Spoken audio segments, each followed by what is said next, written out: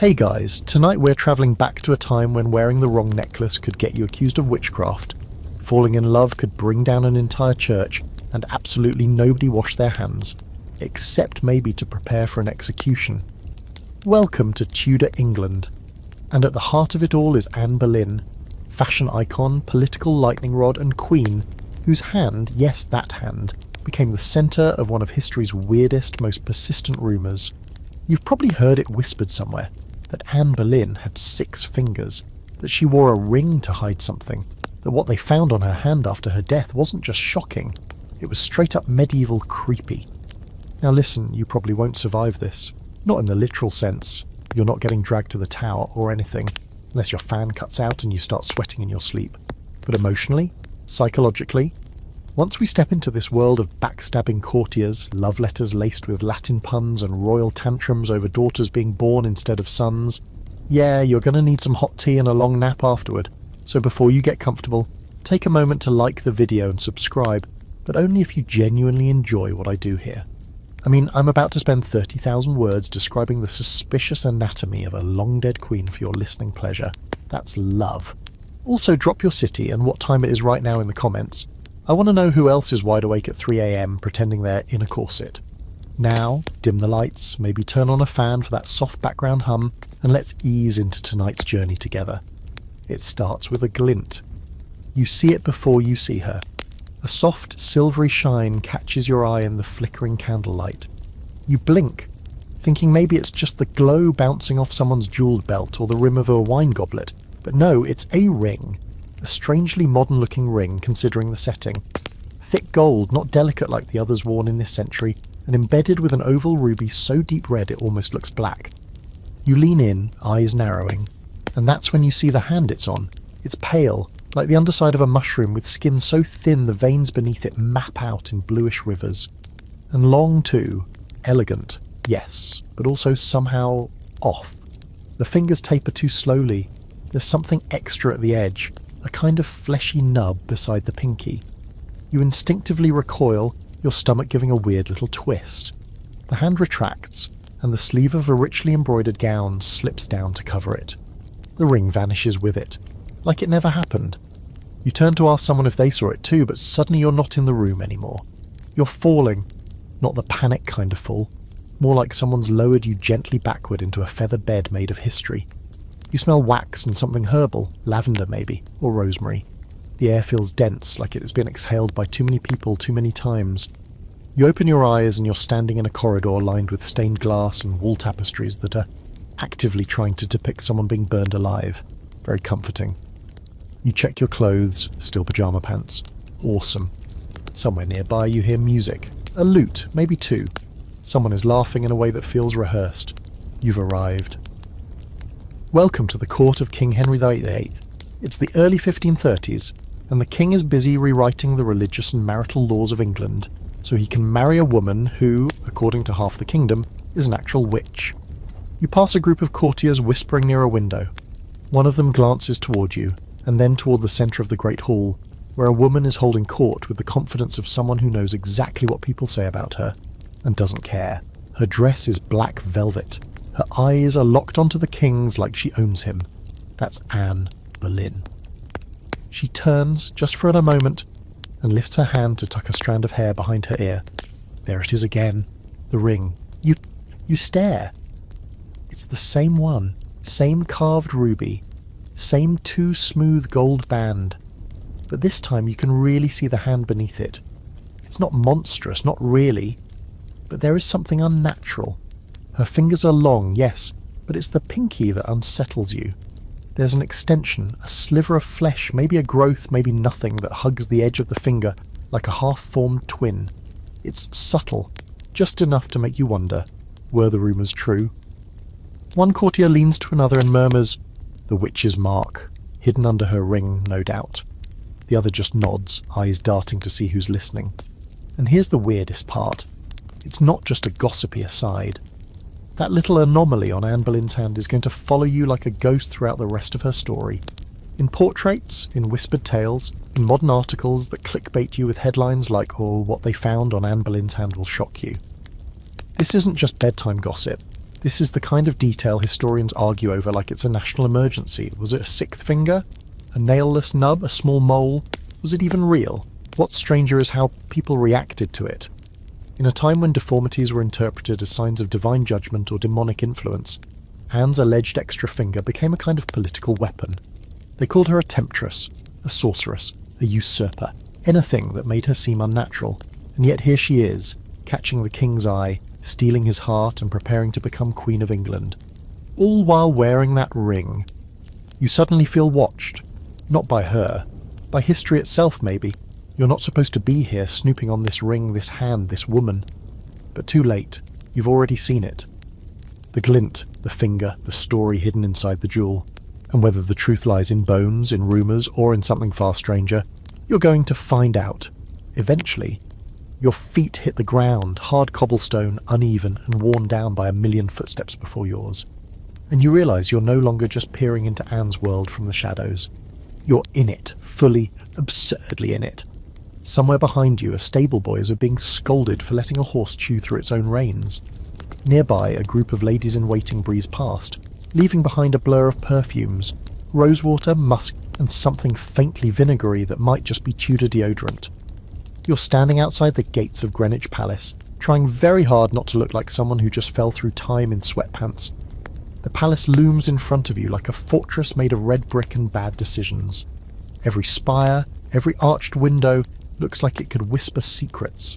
And inside those walls, a certain king is making the biggest, messiest decision of his reign. But don't worry, we're not going to him yet. That's like eating dessert before you've even unwrapped the fork. First, we follow her. Here, Anne Boleyn. Not queen yet, not even officially a mistress. Just a lady in waiting with a powerful father and a vibe so intense it makes rooms go silent when she enters. You drift toward the main gate, unchallenged. Apparently, time-travelling insomniacs don't register on the guard's radar. Inside, the place is buzzing. Courtiers swish around like birds of paradise in velvet, silk and satin. No one walks, they strut with deliberate grace that says, "Please do notice me, but don't act like you've noticed me." You're swept into the crowd, accidentally elbowing a short man in a fur-lined doublet who mutters something about your peasant breeches. You finally catch sight of Anne again. She's in conversation with a tall man whose beard could house a family of sparrows. Her laugh floats up like smoke, controlled, deliberate, the laugh of someone who knows exactly when to stop to maintain an air of mystery. Then she turns, and for a second her eyes meet yours. They hold you there, pinned like an insect in amber. Not hostile, just curious. But then someone speaks to her, and she looks away, and you exhale like you've been holding your breath since 1532. Around you, people are talking, and the words drift in and out like a strange lullaby. The king's eye lingers too long. She speaks French like a native. That Boleyn girl will be trouble. It's all gossip. But here, gossip isn't just small talk, it's currency, and Anne is about to become the richest woman in court. Now, let's get one thing straight. You might assume she was just some gold digger with a killer neckline and ambitious parents. But no. Anne didn't stumble into Henry's orbit by batting her eyelashes. She was already a political chess piece before she ever met him. Her father, Thomas Boleyn, no slouch himself, had worked the angles to place both his daughters at court, and Anne had sharpened her charm in the fires of European politics. You don't spend your formative years in Margaret of Austria's court and then in the French royal household without picking up a thing or two. Flirting for Anne was less about romance and more about strategy. A little smile here, a well-placed sigh there, it all meant something. But back to you. You're following her through a long gallery where light spills through stained glass, casting jewel tones across the floor. Her shadow moves like it owns the space, and you notice, again, that she keeps her left hand slightly hidden, not jammed in a pocket, those don't exist, but subtly angled behind her fan or resting against her skirt in a way that blocks it from view. A courtier next to you leans in and mutters under his breath. She hides the devil's mark, I'm told. You raise an eyebrow. He nods seriously. They say she's got a finger too many, or a claw where a nail should be. Why else would she be so persuasive? And there it is, the beginning of the legend. You can almost feel it growing around you, like a vine wrapping itself around her future. Anne Boleyn, the seductress, the witch, the queen with the cursed hand, whether it's true or not doesn't even seem to matter. What matters is how the idea spreads. What's more interesting is that even people in her own camp whispered about it. Some servants wrote in letters years later that she always wore long sleeves, that she avoided rings on that hand, or wore just one, heavy and jewel-encrusted, on the pinky to hide something. Was it a deformity, a sixth finger, a wart? Or was it just a mole exaggerated by fear and superstition into something monstrous? You pause near a wide stone staircase, watching her ascend, skirts rustling like whispers. You think about how fragile it all is, how one rumour, one misinterpreted detail, could be enough to shape the fate of an entire queen. And in Anne's case, that tiny hand, and what may or may not have been on it, will one day help justify her death. But not yet. Right now she's just rising. Through court ranks, through public suspicion, through the endless maze of royal politics. Henry is circling her like a hawk, pretending he's not obsessed.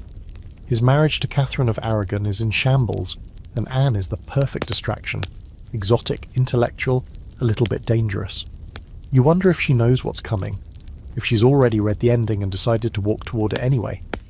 She disappears into a chamber at the end of the hall, and for a moment, you consider turning back. Maybe you've seen enough, but then you catch a flash of gold, her ring, just as she passes through the doorway. You follow. The air shifts. It's quieter here. The walls are lined with tapestries so heavy they muffle your footsteps. In the flickering candlelight, you see a portrait hanging near the chamber door. Not a finished one, just a sketch really, but unmistakably Anne. Same intense eyes, same long ferrotamburs. You step closer. The artist has captured the hands in detail. You squint. Wait, are there 5 fingers? Or 6? The lines are faint, ambiguous. Almost like the artist didn't want to commit either way. And maybe that's how it started. One vague line, one uncertain glimpse, one too curious glance at a queen's hand. That's all it takes sometimes to rewrite history. You follow Anne's shadow down another corridor, the kind that seems longer than physics should allow, where the air thins and time stretches just enough to make your skin prickle. The further you go, the more echoes you hear, soft laughter, whispers in French, the faint hiss of silk moving over stone. You're not in Greenwich Palace anymore, not really. The bricks change colour subtly, the torches shift in their sconces, and suddenly you realise the floor beneath your feet is different. This is Hever Castle now, the childhood home of Anne Boleyn, the place where it all began, or at least the version of beginning that matters for a woman who'll one day lose her head to win a crown. The castle's not large by royal standards, it feels personal, like it remembers things. There's a warmth in the stones that palaces just don't have. You find yourself standing in the old hall where sunlight filters through narrow windows and dust motes spiral like lazy snowflakes. A fire crackles low in the hearth, and you hear a girl's voice, clear, quick, teasing, before you even see her. Anne. Only she's younger now, not the court enchantress, not the queen-to-be.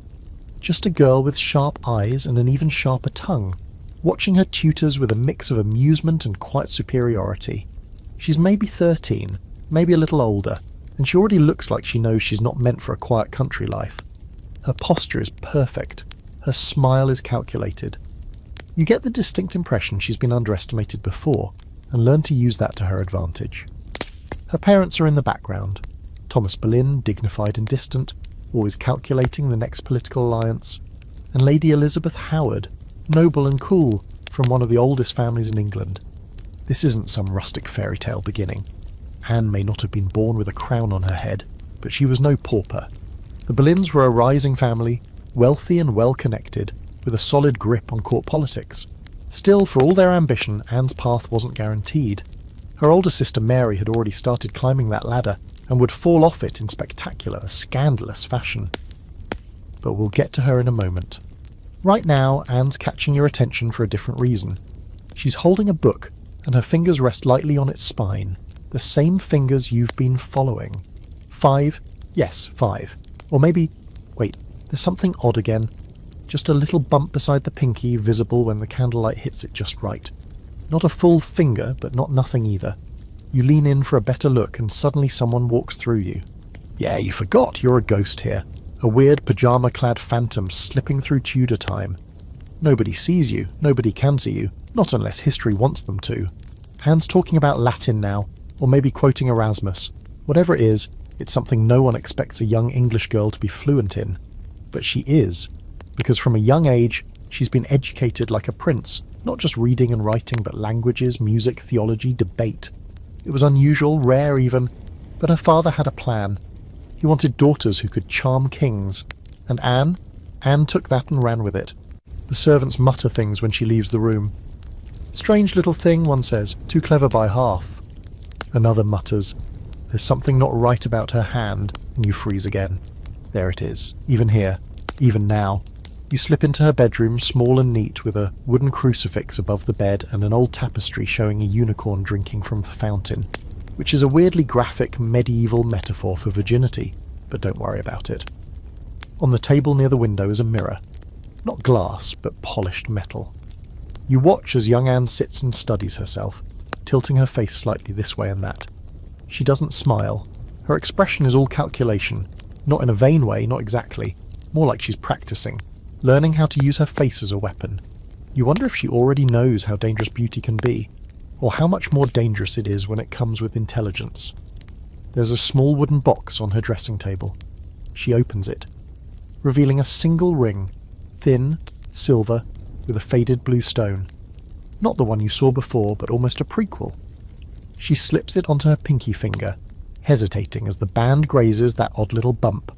She adjusts it slightly, like she's covering something, then closes the box. You want to scream, I saw that, I saw it! But of course you don't, you just watch. And then the scene changes again. Time skips like a scratched record.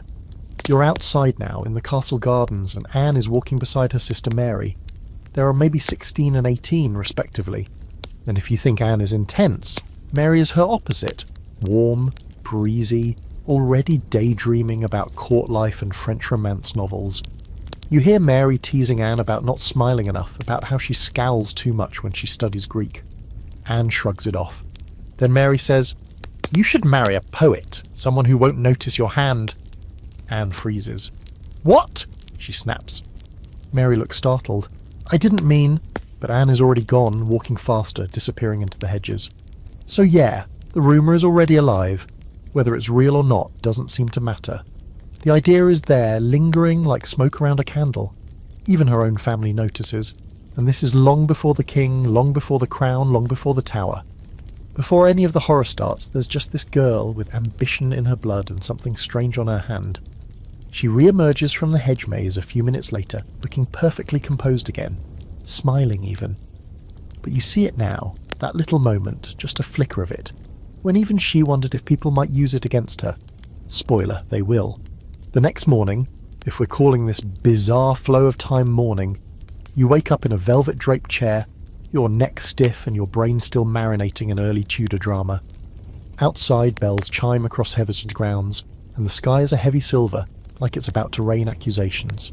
You stretch, yawn, and remind yourself that you're technically in the 16th century, sitting in the house of one of the most talked-about families in British history.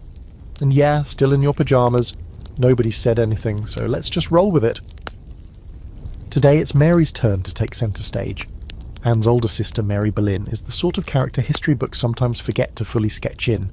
Maybe because she didn't set churches on fire or incite divorces, or get blamed for national upheaval, or maybe because people just found her a little inconvenient. She's referred to rather generously as the other Boleyn girl, which is a little like calling Saturn the other ringed planet. But here's the thing, Mary had the king first. Yep. Long before Anne stirred up international chaos, Mary Boleyn was Henry VIII's mistress. Not just a fling either. He was into her. Enough that he may have fathered one, possibly two of her children. Though of course no one can agree on that, even now. You walk into the Great Hall and find her lounging near a window, golden-haired, laughing softly as a young nobleman quotes some imported Italian poetry like he just invented metaphors. She's beautiful, yes, but in a sunny, soft-focused way. Where Anne is sharp and angular and daring, Mary is all warmth and safety. You can see why Henry would have found her easy to love, or at least easy to keep. There's tension between them though, you feel it when they pass in the hallway. Mary nods, Anne barely glances. Sisters, yes, but more like rival planets orbiting the same sun. and you can't help but wonder if Anne ever looked at Mary and thought, I can do it better. I can do it smarter. You trail Mary into a private chamber, dim and perfumed, where she's writing a letter to someone she probably shouldn't be writing to. A French noble? A former lover? Hard to say, but you catch glimpses of lines, words like regret and fondness, and your eyes like wine. Okay, Mary, calm down. Then you see it, her hand resting on the parchment. And just like that, you're in investigative mode again. 5 fingers, smooth, long, not unusual, no extra anything, no visible bump or mark. And suddenly it hits you. Why did no one ever whisper about Mary's hands? Why was it only Anne? Was it jealousy, suspicion, or something else entirely? Back in the courtyard, you overhear 2 maids whispering while hanging linens. One of those timeless gossip zones, by the way.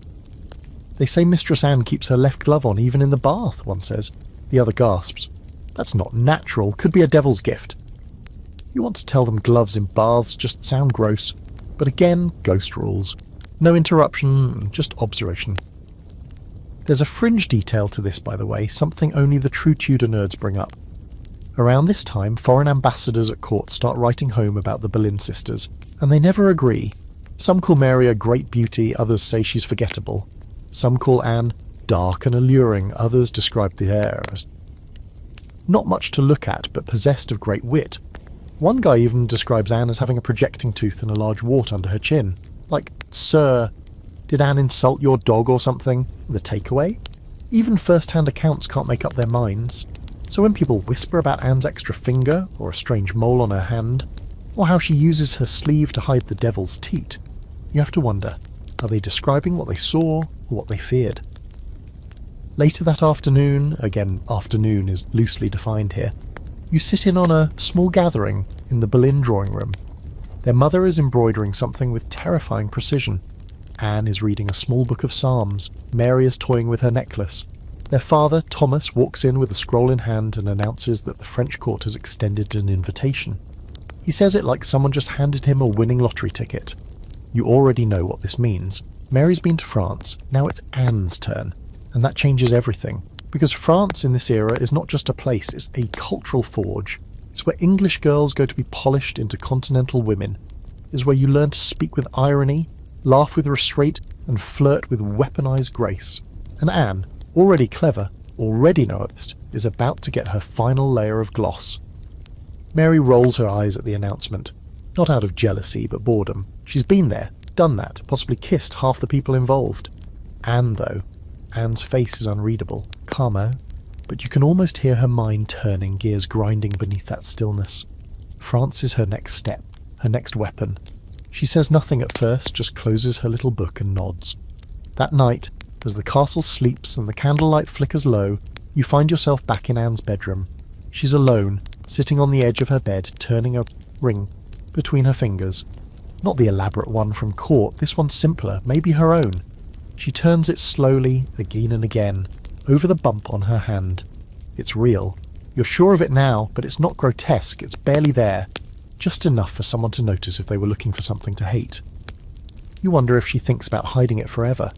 If she knows that this tiny thing, this stupid, insignificant anomaly, will one day be held up as proof that she was unholy, unfit, unnatural. But if she fears it, she doesn't show it. She just slips the ring back on, blows out the candle, and lies back on her pillows like she's already halfway to Paris. And in a way she is. You blink, and France rises around you like a mirage made of velvet, smoke, and unfiltered perfume. Gone are the stone corridors and modest tapestries of Havre.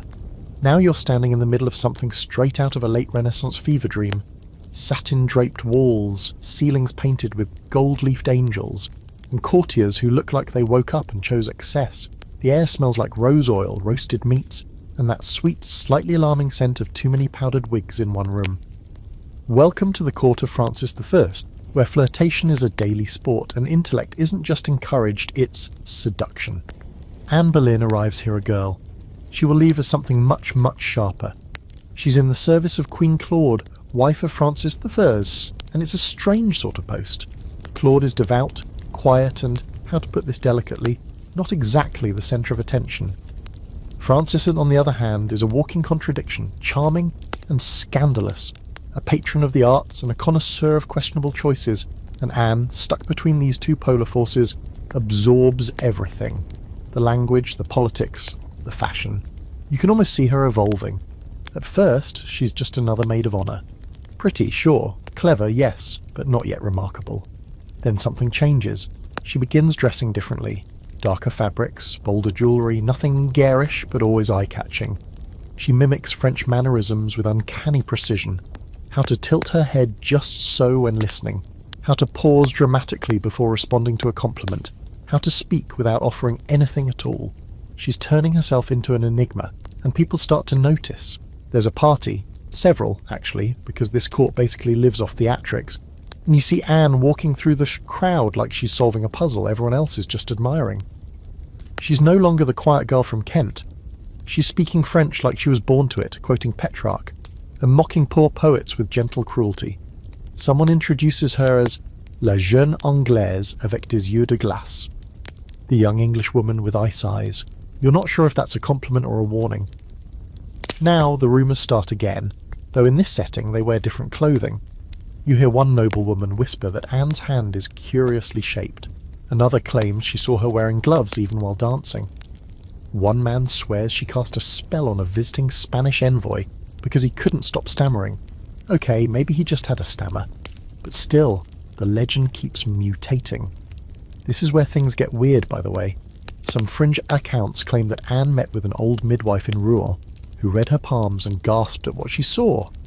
A shadow finger, as the story goes, one not of flesh, but of fate. Allegedly, the midwife warned her she would one day lose her head for the hand she tried to hide. Yeah, pretty spooky stuff.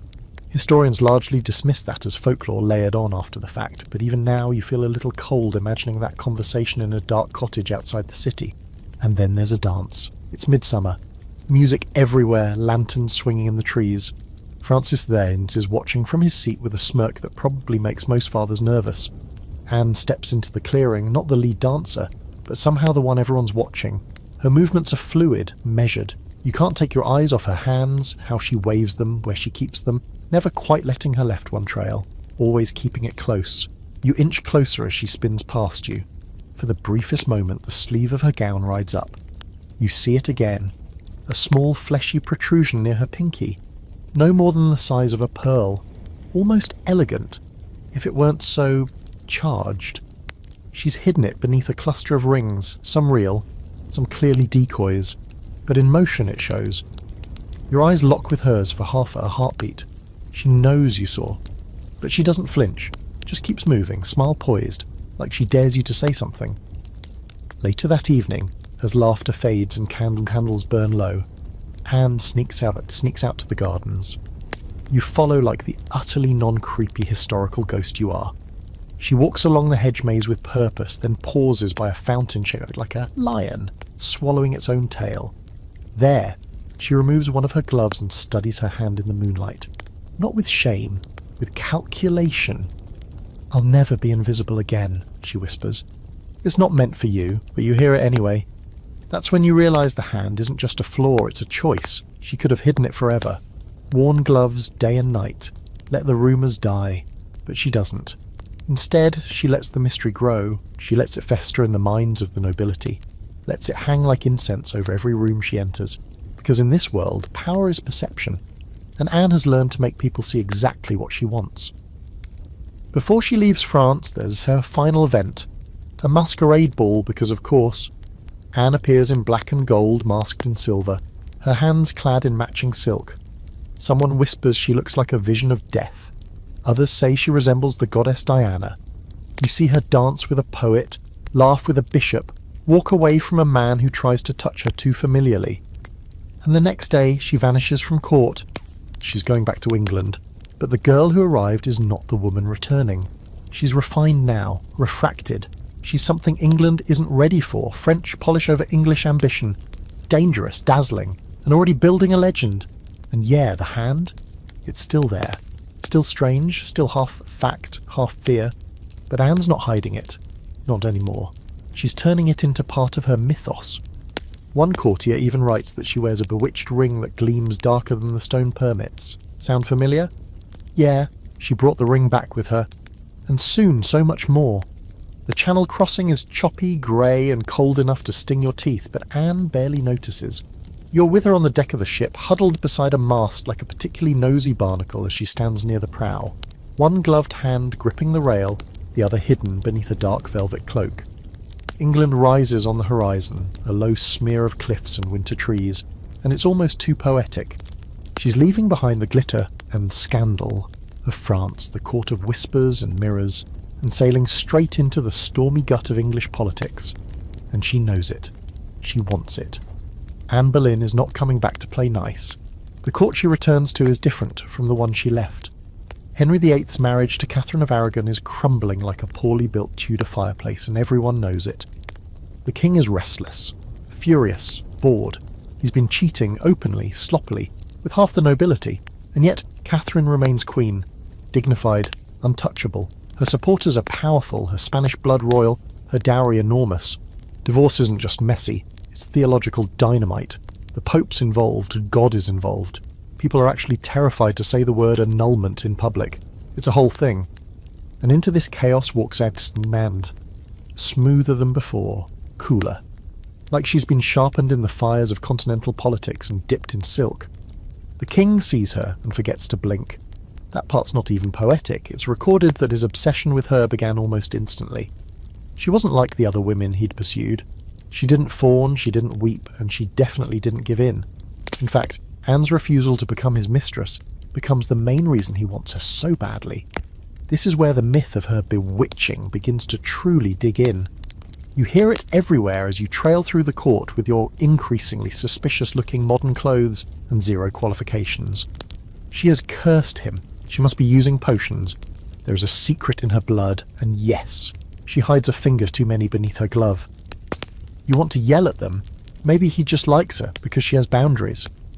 But of course that wouldn't play well in 1530s England, where women saying no is often seen as either witchcraft or madness, or both. Anne knows this. She plays the part anyway. One evening, you watch her at a courtly banquet, long tables, too much meat, bad wine passed off as vintage, and musicians playing the same 3 lute chords on loop. Anne sits beside the king, still just a lady-in-waiting officially, but clearly something more. She laughs just the right amount. Her neckline is daring but not desperate. And her hands, those infamous hands, are in full view tonight. She's not wearing gloves, you notice immediately. So does everyone else. The left hand, unadorned except for one golden ring, rests gently on the table beside her cup. And there it is, that soft, rounded bump near the base of her pinky. So subtle you'd miss it if you weren't looking. But you're looking, the whole room is. A nobleman across the table stares a little too long. Anne meets his eyes, slowly curls her fingers into a fist and lifts the cup to her lips without blinking. His face goes pale. You almost clap. This right here is one of the great open debates about Anne Boleyn. Was the 6th finger real, or just Tudor-era slander? Some historians believe she had a minor deformity, maybe a tiny digit or skin tag. Others think it was propaganda created by her enemies after her death. Still others believe the truth lies somewhere in between, a real quirk of anatomy exaggerated into monstrousness by people who already hated how smart, foreign and powerful she was. Remember, this is a time when unusual birthmarks could get you tied to a stake. Being a woman with ambitions was already dangerous. Being a woman who looked dangerous, fatal. And yet she thrives. Henry begins writing her letters, love poems filled with tortured metaphors and really unfortunate rhymes. You're not supposed to see them, but you do. One begins, "If I dared touch thy lily hand, sweet Anne," and you genuinely cringe. Another one ends with, "No ring shall bind thee less than my crown." That one's ominous. He sends her jewels, falcons, fruit baskets, seriously, and even a small lapdog, which she regifts because she thinks it looks like Wolsey. And through it all, she never gives in. Anne doesn't become his mistress. She lets him wait. She lets him want. People start calling her the king's concubine, even though they've never slept together. Protestant sympathisers whisper that she's destined to break England from Rome. Catholic allies call her a devil in human form. The French ambassador reports back home that she's too dangerous to touch and possibly not fully human. Bold claims for someone who just likes chess and eyeliner. Here's a quirky detail for you. Anne reportedly had a locket Henry gave her that contained a tiny portrait of him. The portrait had a hidden clasp and opened to reveal a lock of her own hair, which, depending on your romantic tolerance, is either the peak of flirty craftsmanship or horrifying. But you notice something else about that locket. It's heavy, oddly heavy. Anne wears it around her neck, but she adjusts it often. And one day you sneak a peek. No shame, you're already an invisible time ghost. Might as well use the perks. Inside the clasp, hidden behind the hair, is a symbol etched in gold. A hand. Not just any hand, her hand, with a tiny extra bump near the pinky. You stare, breath caught in your throat. She's made it part of her image, not hidden, not denied, claimed. She's done something brilliant and dangerous. She's taken the deformity, or rumour of one, and turned it into iconography. She's made it sacred. Now, if someone mocks it, they mock her. And by extension, they mock the woman the king is willing to burn the world down for. This isn't just survival, it's strategy. You finally understand what that ring on her hand really means. Not shame, not concealment, it's armour. And she's going to need it, because everything's about to catch fire. There's a smell that settles over the royal court in early spring. Not flowers or grass or clean hopeful air, but something thicker. Candle wax, damp stone, ambition and meat. Always meat. It sticks to your clothes, it lingers in your dreams. You're drifting through corridors that echo with the soft rustle of velvet and secrets. And tonight you're following Anne through one of those endless stone passageways where the torches flicker nervously, like they're afraid of what she might do next. She's not queen yet, not even close, but she's in a position so strange, so volatile, it almost defies description. Anne Boleyn is the king's obsession and the court's open target. The entire palace is a game board now, and every player's either trying to push her toward the throne or shove her off the edge of it. And you're the invisible +1 with front row seats to the world's slowest, most dangerous romance. It's a lot like watching two people fall in love on a tightrope above a pit of spikes, except one of them is married, the other is maybe cursed, and the audience is actively praying for someone to slip. You spend your days now drifting through these opulent halls, watching Anne hold court without a crown. She glides through the space like she already owns it. Men bow low, women smile with polite, polished loathing. Anne returns their smiles with just enough teeth to keep them guessing. She knows what they call her behind closed doors. That upstart, the Frenchified temptress, the witch with the cursed hand. You've heard it too. The hand rumours have reached fever pitch. Theories range from the plausible, a sixth finger, to the hysterical claws, fur, scales, a serpent's mark, whatever that even means. One servant swears he saw it move on its own. Another says she wears a special glove woven with holy thread to keep her appendage from summoning demons. That last one is probably just insomnia talking. You finally catch her in a moment of privacy, well, as private as anything gets in the Tudor court. Anne is standing by a window, looking out over the river. The light hits her face at a sharp angle, drawing lines across her cheekbones and making her look like she was carved, not born. Her hands are bare. She's massaging her left palm slowly, working her thumb around the base of that bump near her pinky. Not in distress, just in thought. You wonder if it hurts. You wonder if she ever wished it gone. I used to pray for it to disappear, she says suddenly. You jump. She's not looking at you. She's talking to her reflection, or maybe to something beyond it. I used to think it was a punishment, for being born second, for wanting more. She slides a ring over it again, but now I think maybe it's just proof. Proof of what exactly? She doesn't say. You wish she would.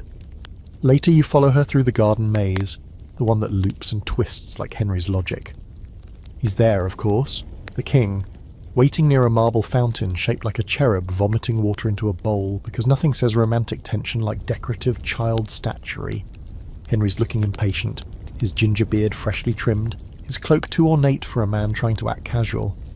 When he sees Anne, everything about him softens. It's jarring. This is the man who will one day command her death. But right now, he looks like he'd hand her the moon if she asked nicely. They walk together in low voices, her hand tucked into the crook of his arm. You trail behind, invisible and increasingly uncomfortable, like a third wheel in a Shakespearean soap opera. Anne says something clever. Henry laughs too loudly. Then, without warning, he lifts her hand to his lips. You freeze. His mouth brushes the spot where the extra digit is rumoured to be. Anne doesn't flinch. She meets his eyes, cool and unreadable, and for one wild moment you wonder if he knows, if he's seen it, if he's touched it. Maybe he has, maybe he doesn't care, or maybe, and here's a thought, maybe he likes it. Maybe that little bump, that oddness, that whisper of otherness is part of what makes her irresistible. You'd ask him, but unfortunately ghost rules. As you drift away, you catch snippets of conversation from elsewhere in the palace. Noble women exchanging coded barbs. She's bewitched him, one says. He no longer visits the Queen. Another murmurs, I heard she uses charms. Then, there's a mark on her hand shaped like a crescent moon. I swear on St. Paul, this last one sticks with you. You haven't heard that before. A moon? Interesting. You file that away as a strange fringe rumour, one of the weirder ones. Meanwhile, Anne is climbing. Henry's letters grow more intense. He calls her my Queen of Hearts, my soul's desire, and, in one memorable passage, my ever thine handmaid of grace. He starts plotting how to get rid of Catherine, legally or otherwise. Wolsey, the king's right hand, not to be confused with Anne's, is working overtime to block the annulment, and failing, slowly. Anne, for her part, plays her role flawlessly. She never breaks the rules, but she bends them until they whimper. She walks just far enough down the hallways of scandal that everyone can see her at the edge of sin, but she never crosses. She becomes a living contradiction, untouchable, and yet the most talked about woman in the kingdom. She gives Henry a gift, an enamel pendant shaped like a hand. You recognise the shape immediately. It's her hand, with the same curved pinky, the same tiny bulge at the edge. Only this one? It has a moon etched into the palm, and now your skin goes cold. It's not just a rumour. She's leaning into it. She's not just embracing the legend. She's feeding it. She's turning the stories into symbols, the symbols into weapons. At night, alone in her chambers, you see her holding it, not like jewellery, like a talisman. You don't know what it means yet, but you're starting to understand this isn't a story about deformity. It's about power. And in this court, nothing's more dangerous than a woman who knows how to use hers. The sound of the court in turmoil is less shouting and more a kind of breathless hum, like the entire palace is holding its lungs hostage. You hear it in the clipped heels on polished stone, in the sudden hush that follows Anne into any room, and in the quiet creak of chairs as powerful men lean in to whisper about very uncomfortable things. Henry VIII wants a divorce. That's not a scandal anymore. That's old news. What's scandalous is why. And everyone knows the answer wears French satin, sharpens her wit like a dagger, and sometimes keeps her left hand a little too still. You catch a glimpse of the court's inner circle gathered in the chapel, murmuring about the great matter, which is how Henry has decided to frame his impending marital breakup, like it's a philosophical crisis and not a royal tantrum. The Pope refuses to grant the annulment. Catherine of Aragon refuses to go quietly. And Anne? Anne's not even playing the game the way they expect. She's not begging to be queen. She's not pretending to be pure. She's not even flattering the clergy. Instead, she's aligning herself with the Protestant reformers. That's right. Anne Boleyn, the woman with the rumoured extra finger and eyes like late-night secrets, is now dabbling in heresy. She's reading books from banned lists. She's quoting Tyndale. She's advocating for an English Bible, for heaven's sake. And Henry, who barely knows how to spell theology without help, is suddenly very into the idea of religious independence, because it means that he won't have to listen to Rome anymore. Because it means he can get what he wants. Because it means Anne. So you sit in the back of a candlelit study as Henry rants to his advisors. I am not subject to the Pope, he bellows, knocking over a silver goblet in a way that's probably meant to seem kingly. I am the supreme head of the Church of England, which is the Tudor version of flipping the table over during Monopoly and declaring yourself the landlord of everyone's hotels, and there's Anne in the corner saying nothing, her hands folded in her lap. That same ring glinting on her left pinky, a single flick of her thumb tracing that strange smooth bump, almost like she's checking that it's still there, as if it were a compass, or a countdown. Now here's where it gets fun. If you're the sort of person who finds political implosions and marriage schisms soothing, which apparently you are, Henry begins pushing harder, pressuring Catherine, defying the Vatican. His advisors, including Cardinal Wolsey, are losing their minds. Wolsey in particular is flailing, grasping at any scrap of legitimacy that might keep the Pope happy and the King sedated. But it's not working. Anne is too present, too intoxicating, too different. One night, as you drifted along behind her in a corridor lined with stained glass windows of martyrs being dramatically disemboweled, always a crowd pleaser, you hear her laughing. Not sweetly, not politely, a real laugh, full of bite. She's with a small group of ladies-in-waiting, and someone's just joked that Anne has the king so bewitched he'd marry her even if she had horns. Anne, without missing a beat, holds up her left hand and says, "I've already got the devil's finger, haven't I?" Everyone goes silent. A beat too long. Then laughter, nervous, forced. Anne smiles, but you catch the flash in her eyes. She said it to test them, and they failed. You get the sense that this isn't the first time she's done that. Lobbed a little fire into the room just to see who flinches. She wants to know who's brave enough to stand beside her when things go dark. Spoiler alert, not many are. Now, the scholars still argue about this period in her life. Was Anne truly a reformist? Or was she just smart enough to align with a cause that made her more politically valuable to Henry? Some claim she was deeply devout, carrying a French psalter marked with notes in her own hand. Others insist her interest in Protestantism was more practical than spiritual. And then there are those who say the whole thing was an act, staged for political gain, with Anne simply playing her most dangerous role yet. But here's what we do know. She starts to gain real power now, real influence. She's writing letters in Henry's name. She's shaping policies. She's advising on religious appointments, and all without being queen. You float past Thomas More, scowling in a corner. He doesn't approve, not of the king's behaviour, not of Anne's presence, and definitely not of the king's decision to toss centuries of Catholic authority into the Thames because he's in love with a woman who reads French poetry and might have an extra finger. Speaking of which, one day, you follow Anne to a private chamber behind the Queen's apartments. She still technically serves Catherine Orte, which is awkward on levels the English language can't fully capture. There's embroidery left undone on a nearby cushion, and a book open on a bench. Anne is alone. You move closer and she raises her hand. Bare again. The infamous hand. This time she inspects it carefully. Then slowly, deliberately, she takes out a tiny curved knife. You panic. Don't. It's not what you think. She slices a strand of her hair and knots it around the ring on her left hand. Then she holds it up to the light. The hair catches the sun like silk thread, and for a moment the ring glows.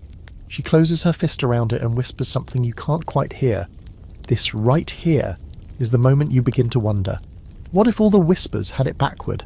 What if the thing on her hand wasn't a curse, but a choice? What if the bump, the sixth finger, the moon symbol, wasn't a mark of evil but a mark of defiance? After all, it's not Anne who starts wars. It's not Anne who makes kings irrational. It's the people who can't stand a woman with a mind and a plan. That evening she appears at court in a blood-red gown. A small ring, newly forged, rests on her left hand. It's shaped like a flame. People whisper again. They always will. But Anne Boleyn doesn't flinch. She never does. You find yourself perched near a high window watching a page run across the courtyard with all the breathless panic of someone about to deliver either wonderful news or a death sentence. In Tudor England, the difference is usually about timing.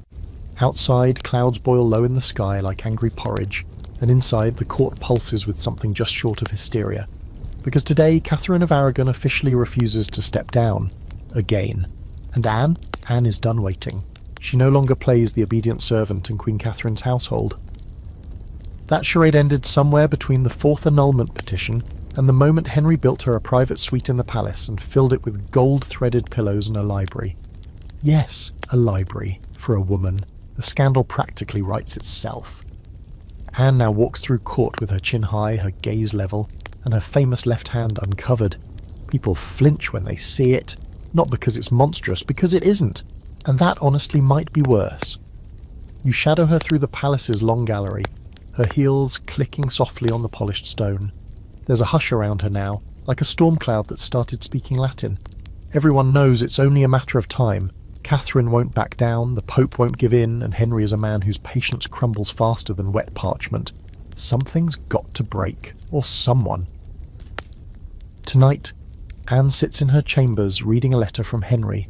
She's lit only by candlelight, and the shadows play across her face like water. never still. You sneak a glance over her shoulder, because of course you do. The letter is breathless, needy, and filled with the usual metaphors. Her eyes are stars, her voice is heaven, her hands are blessed. That last one makes her laugh out loud. "Blessed," she whispers, rolling her fingers slowly, the infamous pinky bump catching the flicker of candlelight. "I suppose he's changed his mind about the claw." She's half joking. Half. There's a servant waiting nearby, a quiet girl with wide eyes and a knack for never making noise. Anne calls her over, removes the ring from her left hand and hands it over. "Polish this," she says, "and don't mention what you feel beneath it." The girl nods, doesn't ask questions, probably will anyway, because here's the problem with rumours: the more you try to bury them, the deeper they grow. Anne's hand isn't a secret anymore. It's a symbol, a punchline for her enemies, a talisman for her supporters. The more powerful she becomes, the more power people give to the smallest part of her. It becomes easier to call her a witch than to admit she's smarter than most of the men around her. And now the king is ready to act. You're in the throne room, or what passes for one, when Henry bursts in like a thunderclap in silk stockings. He declares Catherine uncooperative, disobedient, and legally nullified. He announces his intention to marry Anne, not court her, not dally with her, marry. A pause falls over the room like death. Someone coughs, someone else starts breathing too loudly. Then chaos. The court erupts, supporters cheer, loyalists to Catherine recoil, the clergy look ready to faint or light someone on fire, possibly both. And Anne, she doesn't even blink. She just steps forward, but lays her hand, that hand, on Henry's arm and says, "Then let us waste no more time." It's not exactly romantic, but it's very Anne. Still, there's a hiccup, several actually. The Pope doesn't recognise the marriage. Spain is furious. Catherine refuses to leave. And Henry pulls the ultimate, "Fine, I'll make my own rules" move and marries Anne anyway. In secret, then again in public. And just like that, Anne Boleyn becomes Queen of England. You're there for the coronation. You shouldn't be, but time really has no boundaries anymore, and you've apparently earned VIP ghost access. The procession is vast. Horses, banners, priests faking smiles, nobles pretending this isn't a constitutional crisis. Anne rides high, dressed in white ermine, crowned with St. Edward's crown, normally reserved for reigning monarchs, not consorts. But Henry insists. She's not just any queen. You walk beside her carriage unnoticed, watching her wave to the crowds. Some cheer, many don't, but she waves anyway, regal, untouchable. Her left hand sparkles with rings now, not just one, but several, stacked and shining, almost like armour. And you swear in the briefest of moments you see something carved into the largest one, a crescent moon, just like before. The ceremony inside Westminster is painfully long, lots of kneeling, blessing, oiling, Latin. But the real spectacle is Anne. She kneels with perfect grace, she stands with terrifying calm, and when the crown is placed on her head, she doesn't cry or smile. She just closes her eyes for one beat too long, like someone watching a fire grow behind their eyelids. Later she returns to her private rooms, crown removed, gown stained with perfume and candle smoke. You sit across from her, watching her undo her rings one by one.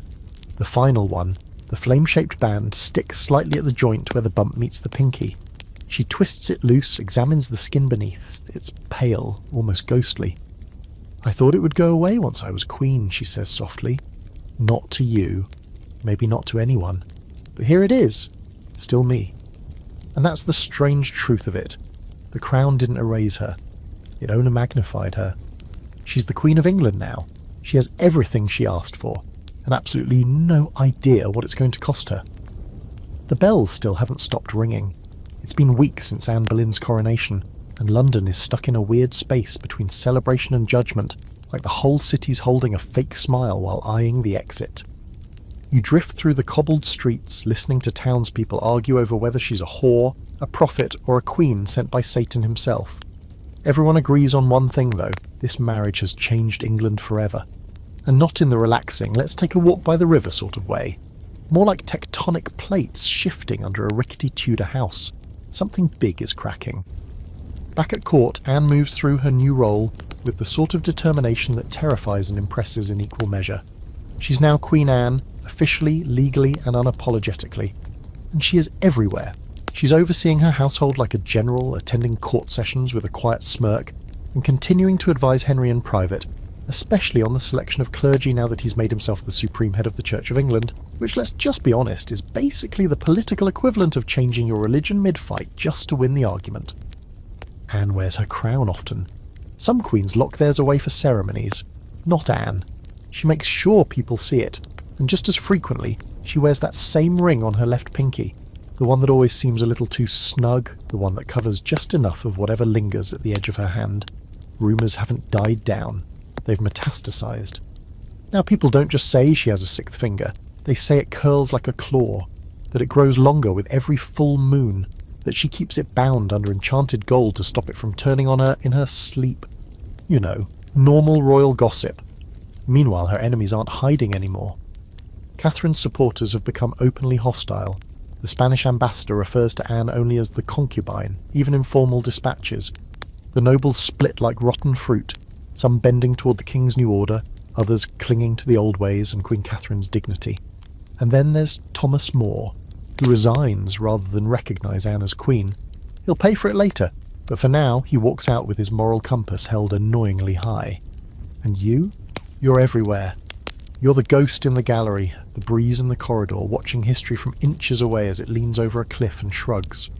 One night you find Anne alone in the chapel. She sits beneath a stained glass window of St. Margaret, holding a dragon like it's a house pet. Anne doesn't pray, she doesn't kneel. She just stares up at the coloured glass while absent-mindedly turning that pinky ring around and around. The gold flashes in the candlelight. A glimpse of pale skin, a bump, a curve, and then just briefly she removes it. You lean in. There it is. The bump, no bigger than a pomegranate seed, smooth and raised. It isn't grotesque. It isn't threatening. It's human. Barely noticeable unless you've been trained to look, unless you've been told your whole life that perfection is your only currency. She closes her hand quickly and slips the ring back on. "I've given him everything," she whispers. And she has. Anne is pregnant. Oh yes, let's talk about that. It's the moment she's been waiting for, the one her entire political existence now hinges on. The marriage to Henry means nothing if she doesn't produce a male heir. The whole point of breaking from Rome, of abandoning Catherine, of setting England on fire, was this: a baby, preferably with testicles. Ideally two. The pressure is relentless. Courtiers whisper about her cravings and mood swings, interpreting every hiccup in her appetite as an omen. Anne, for her part, tries to stay composed, but you can see the weight pressing into her spine. You see it in how often she touches her belly when she thinks no one's watching, in how she clutches that crescent ring tighter now like it's an anchor to keep her from drifting into dread. The king is radiant. He boasts to anyone who'll listen. He's already designing nursery tapestries, commissioning cradles, and declaring that the child will be the very embodiment of Tudor glory. No pressure, little fetus.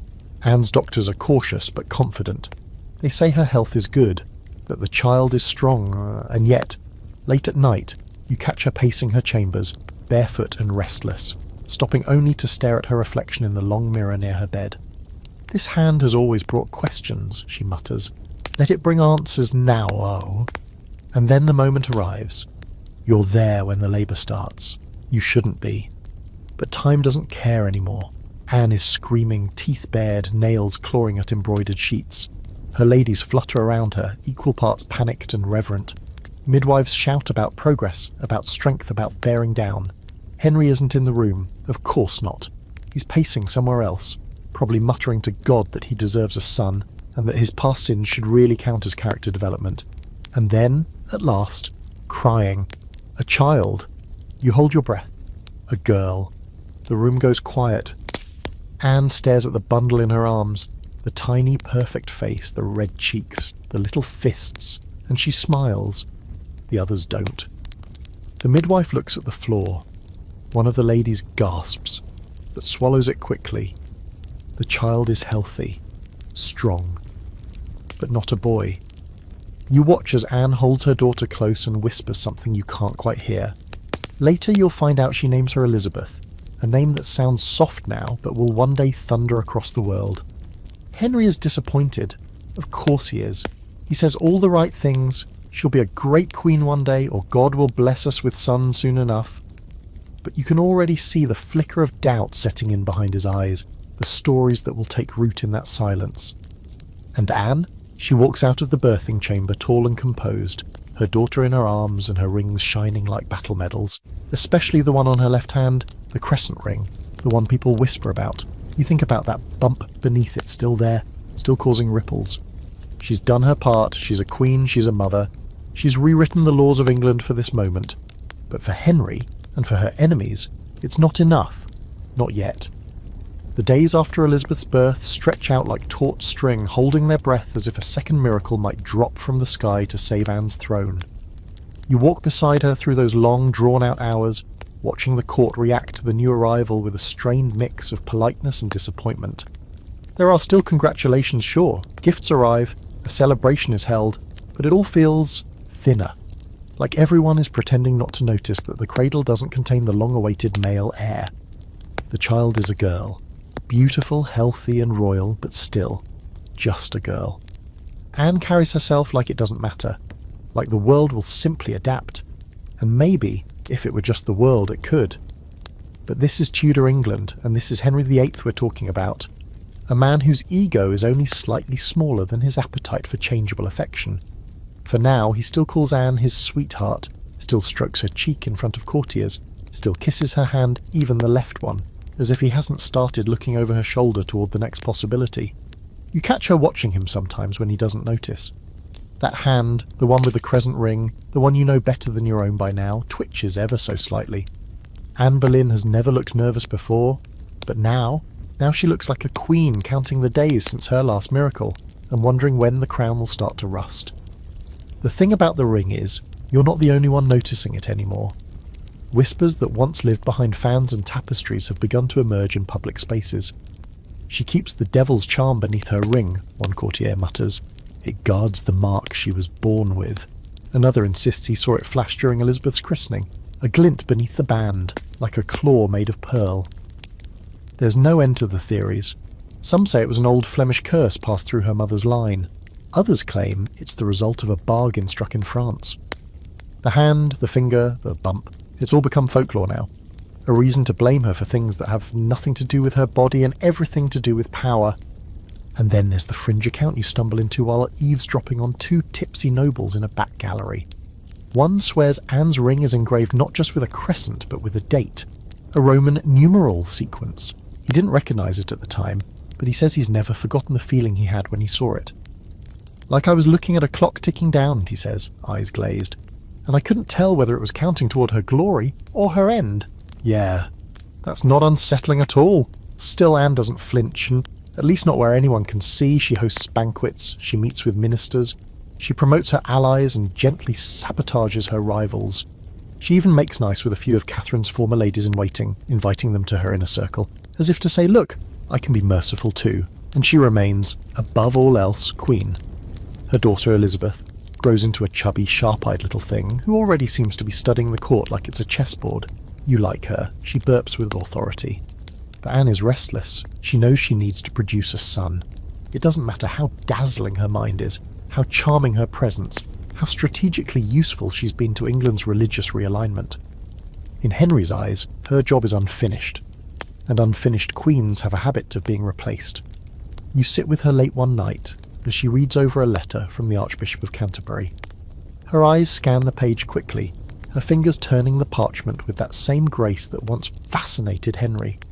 Her left hand rests lightly on the table, the crescent ring casting a long shadow in the candlelight. She sighs, and then she lifts the ring and slowly slides it off. You've seen her do this before, but this time she doesn't stop there. She lays it down beside her and begins tracing the shape of the bump with her fingertip. It's more prominent now, slightly more raised, still not grotesque, still not anything that warrants the level of hysteria surrounding it. But you notice a tiny line running through it, a faint groove, like a seam. Your breath catches. She notices too. Anne stands, walks to the mirror, and examines her hand as if she's never really looked at it before. They want a monster, she murmurs. They've made one out of me. Then quieter, so let them have one. What she means by that isn't clear. But soon after, Anne begins changing the way she presents herself. She leans harder into the rumours. She starts wearing darker colours, deep greens, blacks, even a shade of crimson that makes her look like a living myth. Her jewellery grows bolder. More gold, more red stones, more rings, especially on the left hand, especially that ring. At court, she lets it show. She makes no effort to conceal the curve of her finger anymore. And it works, in a twisted sort of way. The fear only makes her more iconic. She becomes a living riddle. Part queen, part witch, part prophet. It unsettles the court, it unsettles Henry. But it can't last, because eventually even myths get old. And Henry, bored and bruised by fate, starts to look elsewhere. Whispers of a quiet young woman with flaxen hair begin to circulate. Jane Seymour. Pale, patient, pliable. The anti-Anne. No fire, no bite, no sharp tongue. Just gentleness and womb potential. Anne sees it happening. She's seen it happen before. She just never thought it would happen to her. You watch her watching him watching Jane, and that's when something inside her changes. Something subtle, but final. She turns away from the window, the smile frozen in place, and walks back into the room with the posture of someone preparing for war. Because war is coming, and she's already dressed for it. The court awakens slowly, like a hungover beast, and on this particular morning it smells of damp wool, spiced wine, and unease. The kind of day where nobody says what they're really thinking, and everyone pretends they didn't see what they just saw. You're moving through the Great Hall, trying not to trip over a sprawled hound as servants sweep up the aftermath of a feast nobody enjoyed. It was supposed to be a celebration, something vague about trade with the Low Countries, but everyone knew what it really was. An opportunity for Henry to show off Jane Seymour like she was a new tapestry he might hang over the ruins of his last emotional investment. And Anne? Anne was seated at the king's left, dressed in green and gold, her hair twisted into braids sharp enough to wound. She smiled. She laughed. She toasted with her usual crisp precision. But you watched her fingers all night. The left hand trembled. Not enough for anyone else to notice, but enough for you to feel it echo through your chest. Now she walks alone through the East Gallery, her slippers muffled on the ancient carpets, her crown just slightly askew. Not the formal one. This is a slimmer version, everyday royalty, the kind worn by queens trying to look casual while carrying dynastic trauma on their shoulders. She stops before a portrait of herself, painted just after Elizabeth's birth. You've seen it before, Anne, serene with the child in her arms, and that left hand strategically folded beneath fabric. Clever. Always clever. She stares at it now like she's trying to remember who that woman was. Then slowly she raises her hand and presses it against the canvas, exactly where her painted hand hides. You were easier to love, she says softly, before you started failing them. Failing them, as in the court. The king, the country, the ghosts of all the women before her who'd been told to produce sons or disappear. Anne hasn't disappeared. But she can feel the floor shifting beneath her. The court is no longer just whispering about her hand, or her temper, or her Protestant leanings. Now they're whispering about treason. It starts subtly. A glance here, a paused conversation when she walks into the room. Then come the stories. Anne argues with the king in private. Anne slaps her ladies. Anne visits astrologers. Anne weeps alone. Anne curses her own womb. And always the same dark refrain. Anne is not whole. She was never right. Look at the hand. Look at the ring. The devil left his mark and it's growing. That last bit comes from a letter you find dropped under a bench in the Queen's music chamber. It's unsigned, but written in a feminine hand. I have seen it myself, the writer insists. A twisted bone beside the finger. It is not skin. It is horn. You're almost impressed. Someone has managed to turn a barely there physical anomaly into a full-blown satanic origin story. Horn! Really? What's next, Scales? Meanwhile, Henry grows colder. He no longer touches Anne in public. He barely speaks to her during council dinners. And when he does, it's with that clipped, tolerant tone people use when their plans are already halfway down another path. You follow him through the gardens one afternoon and catch him muttering to Thomas Cromwell about the burden of incompatible spirits and matters of succession. The words are slippery, but the meaning is clear. He's looking for an out. Again, Anne, to her credit, doesn't collapse. Not yet. She still holds her head high, still attends events, still dresses like thunder in velvet, but she's growing thinner, tighter. Her eyes flick faster from face to face, and her left hand, it's more visible than ever. No gloves. The ring still present, but no longer always covering the bump. You watch her offer it deliberately to be kissed. You watch nobles hesitate, then lean in anyway. That's when the dream begins to crack. It's an evening like any other, except it isn't. You find yourself back in Anne's chambers, hidden as always in the seams of reality, while she's seated beside the fire with her daughter. Elizabeth is barely toddling, reaching for books and biting a wooden doll that looks suspiciously like the Pope. Anne smiles. For real this time. Not the performance smile, the old one, from France, from before. But then, a knock. And another. Too many footsteps. Lady Rochford enters first, Jane Boleyn, Anne's sister-in-law. Sharp-faced, unsmiling, and behind her 2 men in the king's livery. They bow low. Their expressions are carved from oak. "My lady," one says, "you are summoned." Anne doesn't move. By whom? They don't answer. She stands slowly. Elizabeth clings to her skirts. Anne gently peels her daughter's hands away, kisses her cheek, and turns to face the men. Her left hand is bare. No rings, no gloves. "I've done nothing wrong," she says.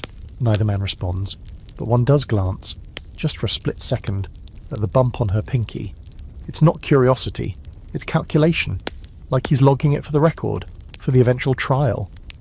You follow as they lead her through the corridors, down winding staircases, past courtiers who won't meet her gaze. Nobody touches her, nobody bows. It's as if the crown has already left her head. That night the court pretends nothing happened. Musicians still play, food is still subtle served. Henry smiles at Jane Seymour and tells jokes loud enough for everyone to hear. But in the shadows, in the gaps between conversations, people murmur. They found her books. She practiced charms. She summoned storms. And, of course, have you seen the mark on her hand? That was no birth defect. One woman claims Anne fed blood to a sparrow.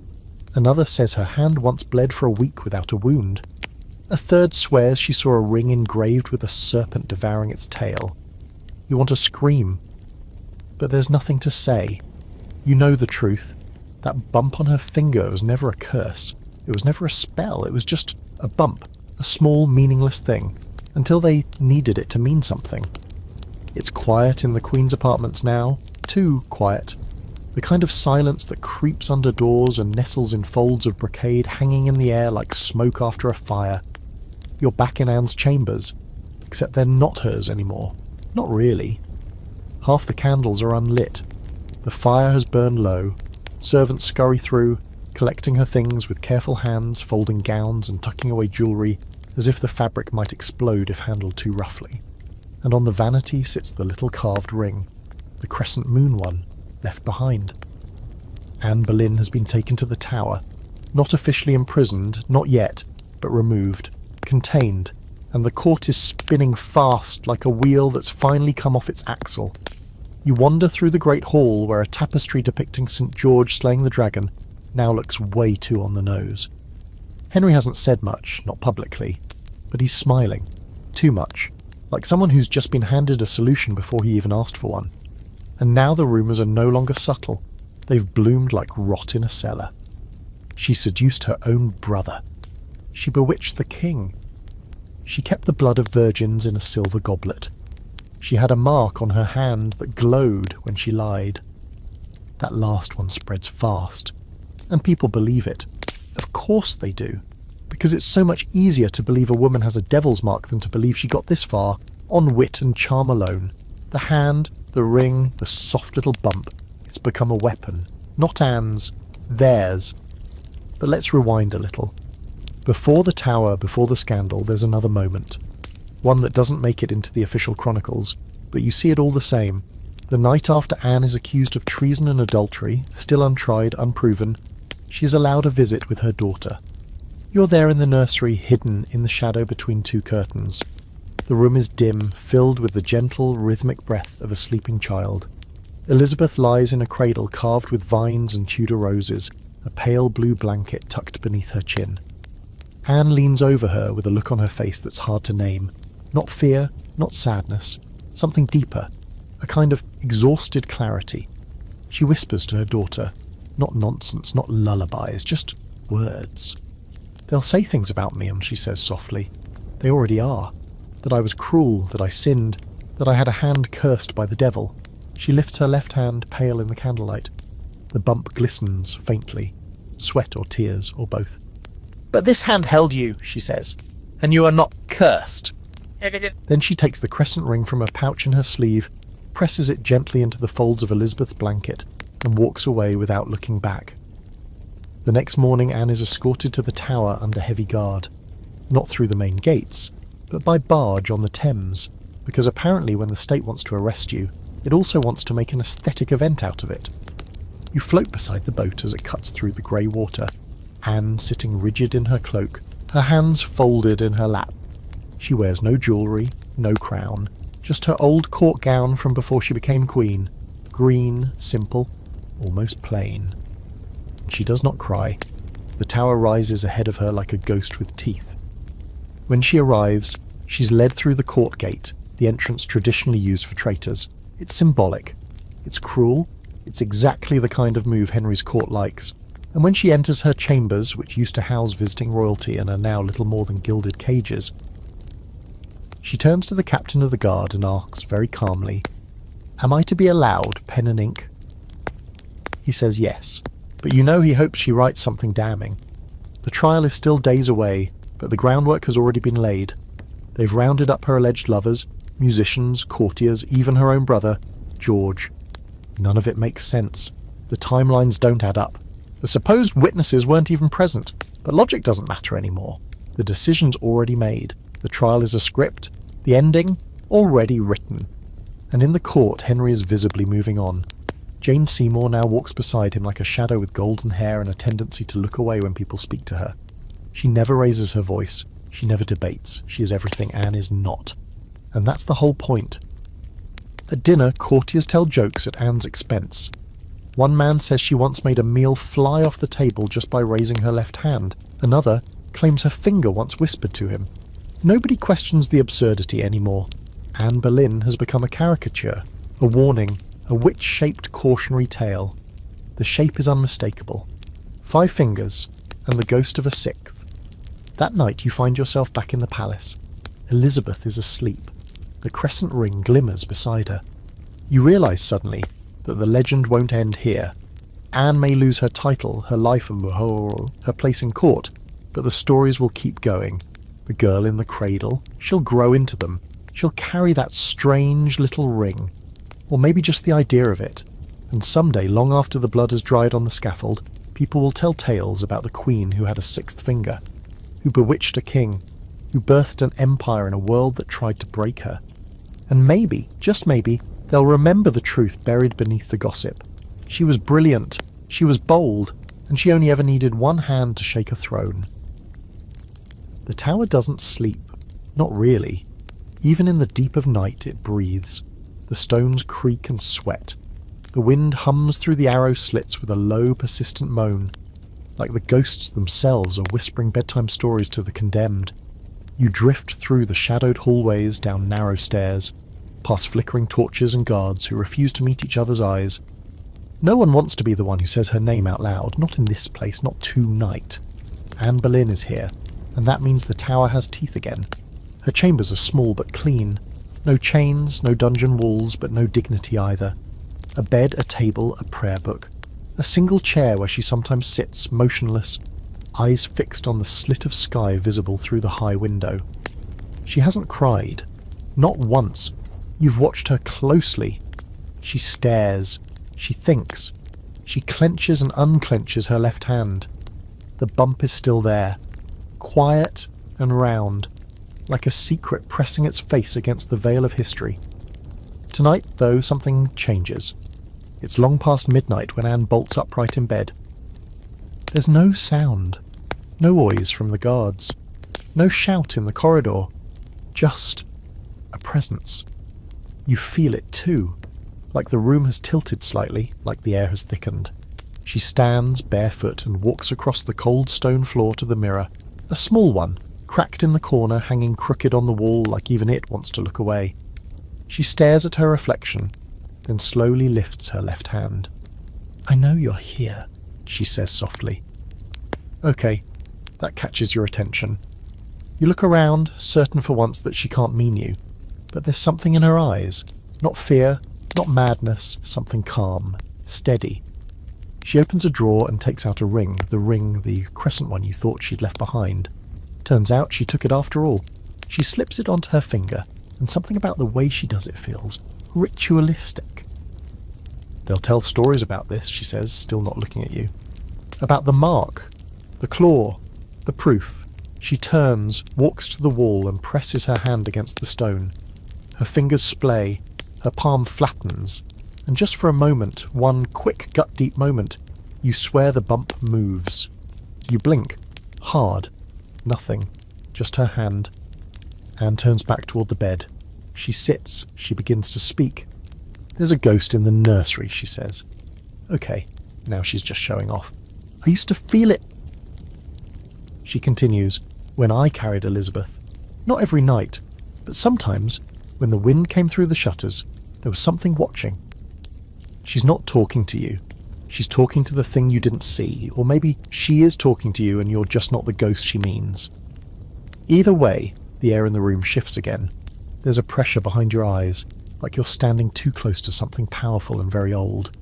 And then Anne tells you a story. When I was a girl, still in France, there was a midwife, she says, looking past you. She examined my hand and crossed herself 3 times, called it a witch's eye, told me it could see more than the rest of me ever would. She flexes the pinky. The bump shines in the moonlight.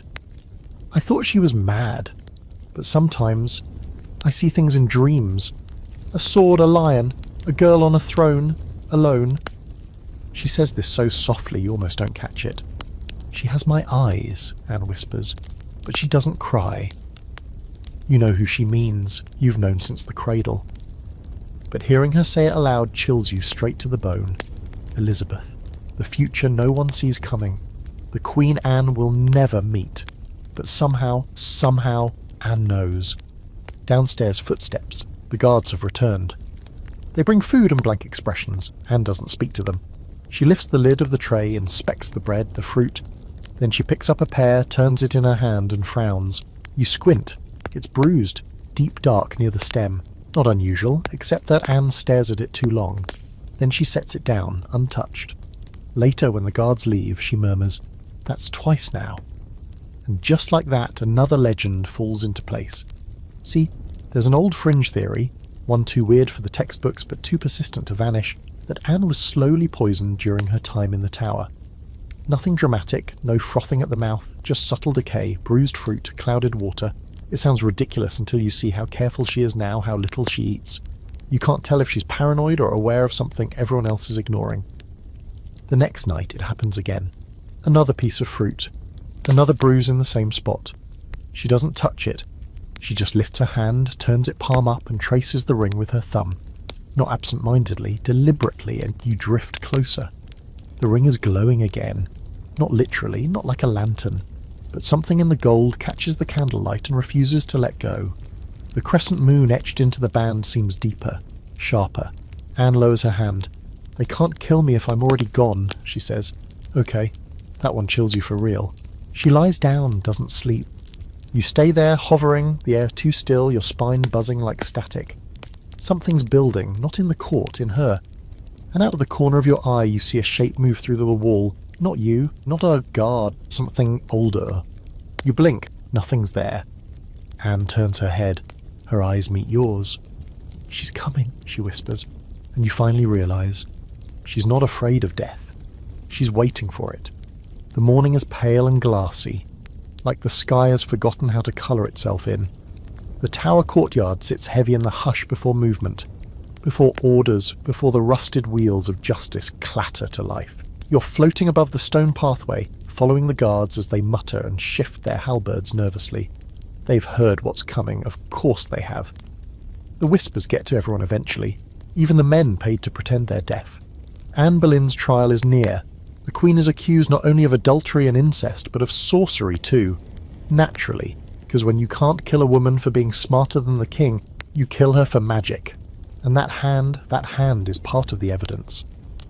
You slip into the chapel where a handful of men are talking. Sir Thomas Audley is there, Lord Chancellor and professional moral contortionist. He's leaning over a list of charges so absurd they might as well include turned wine into frogs and rode a broom through Parliament.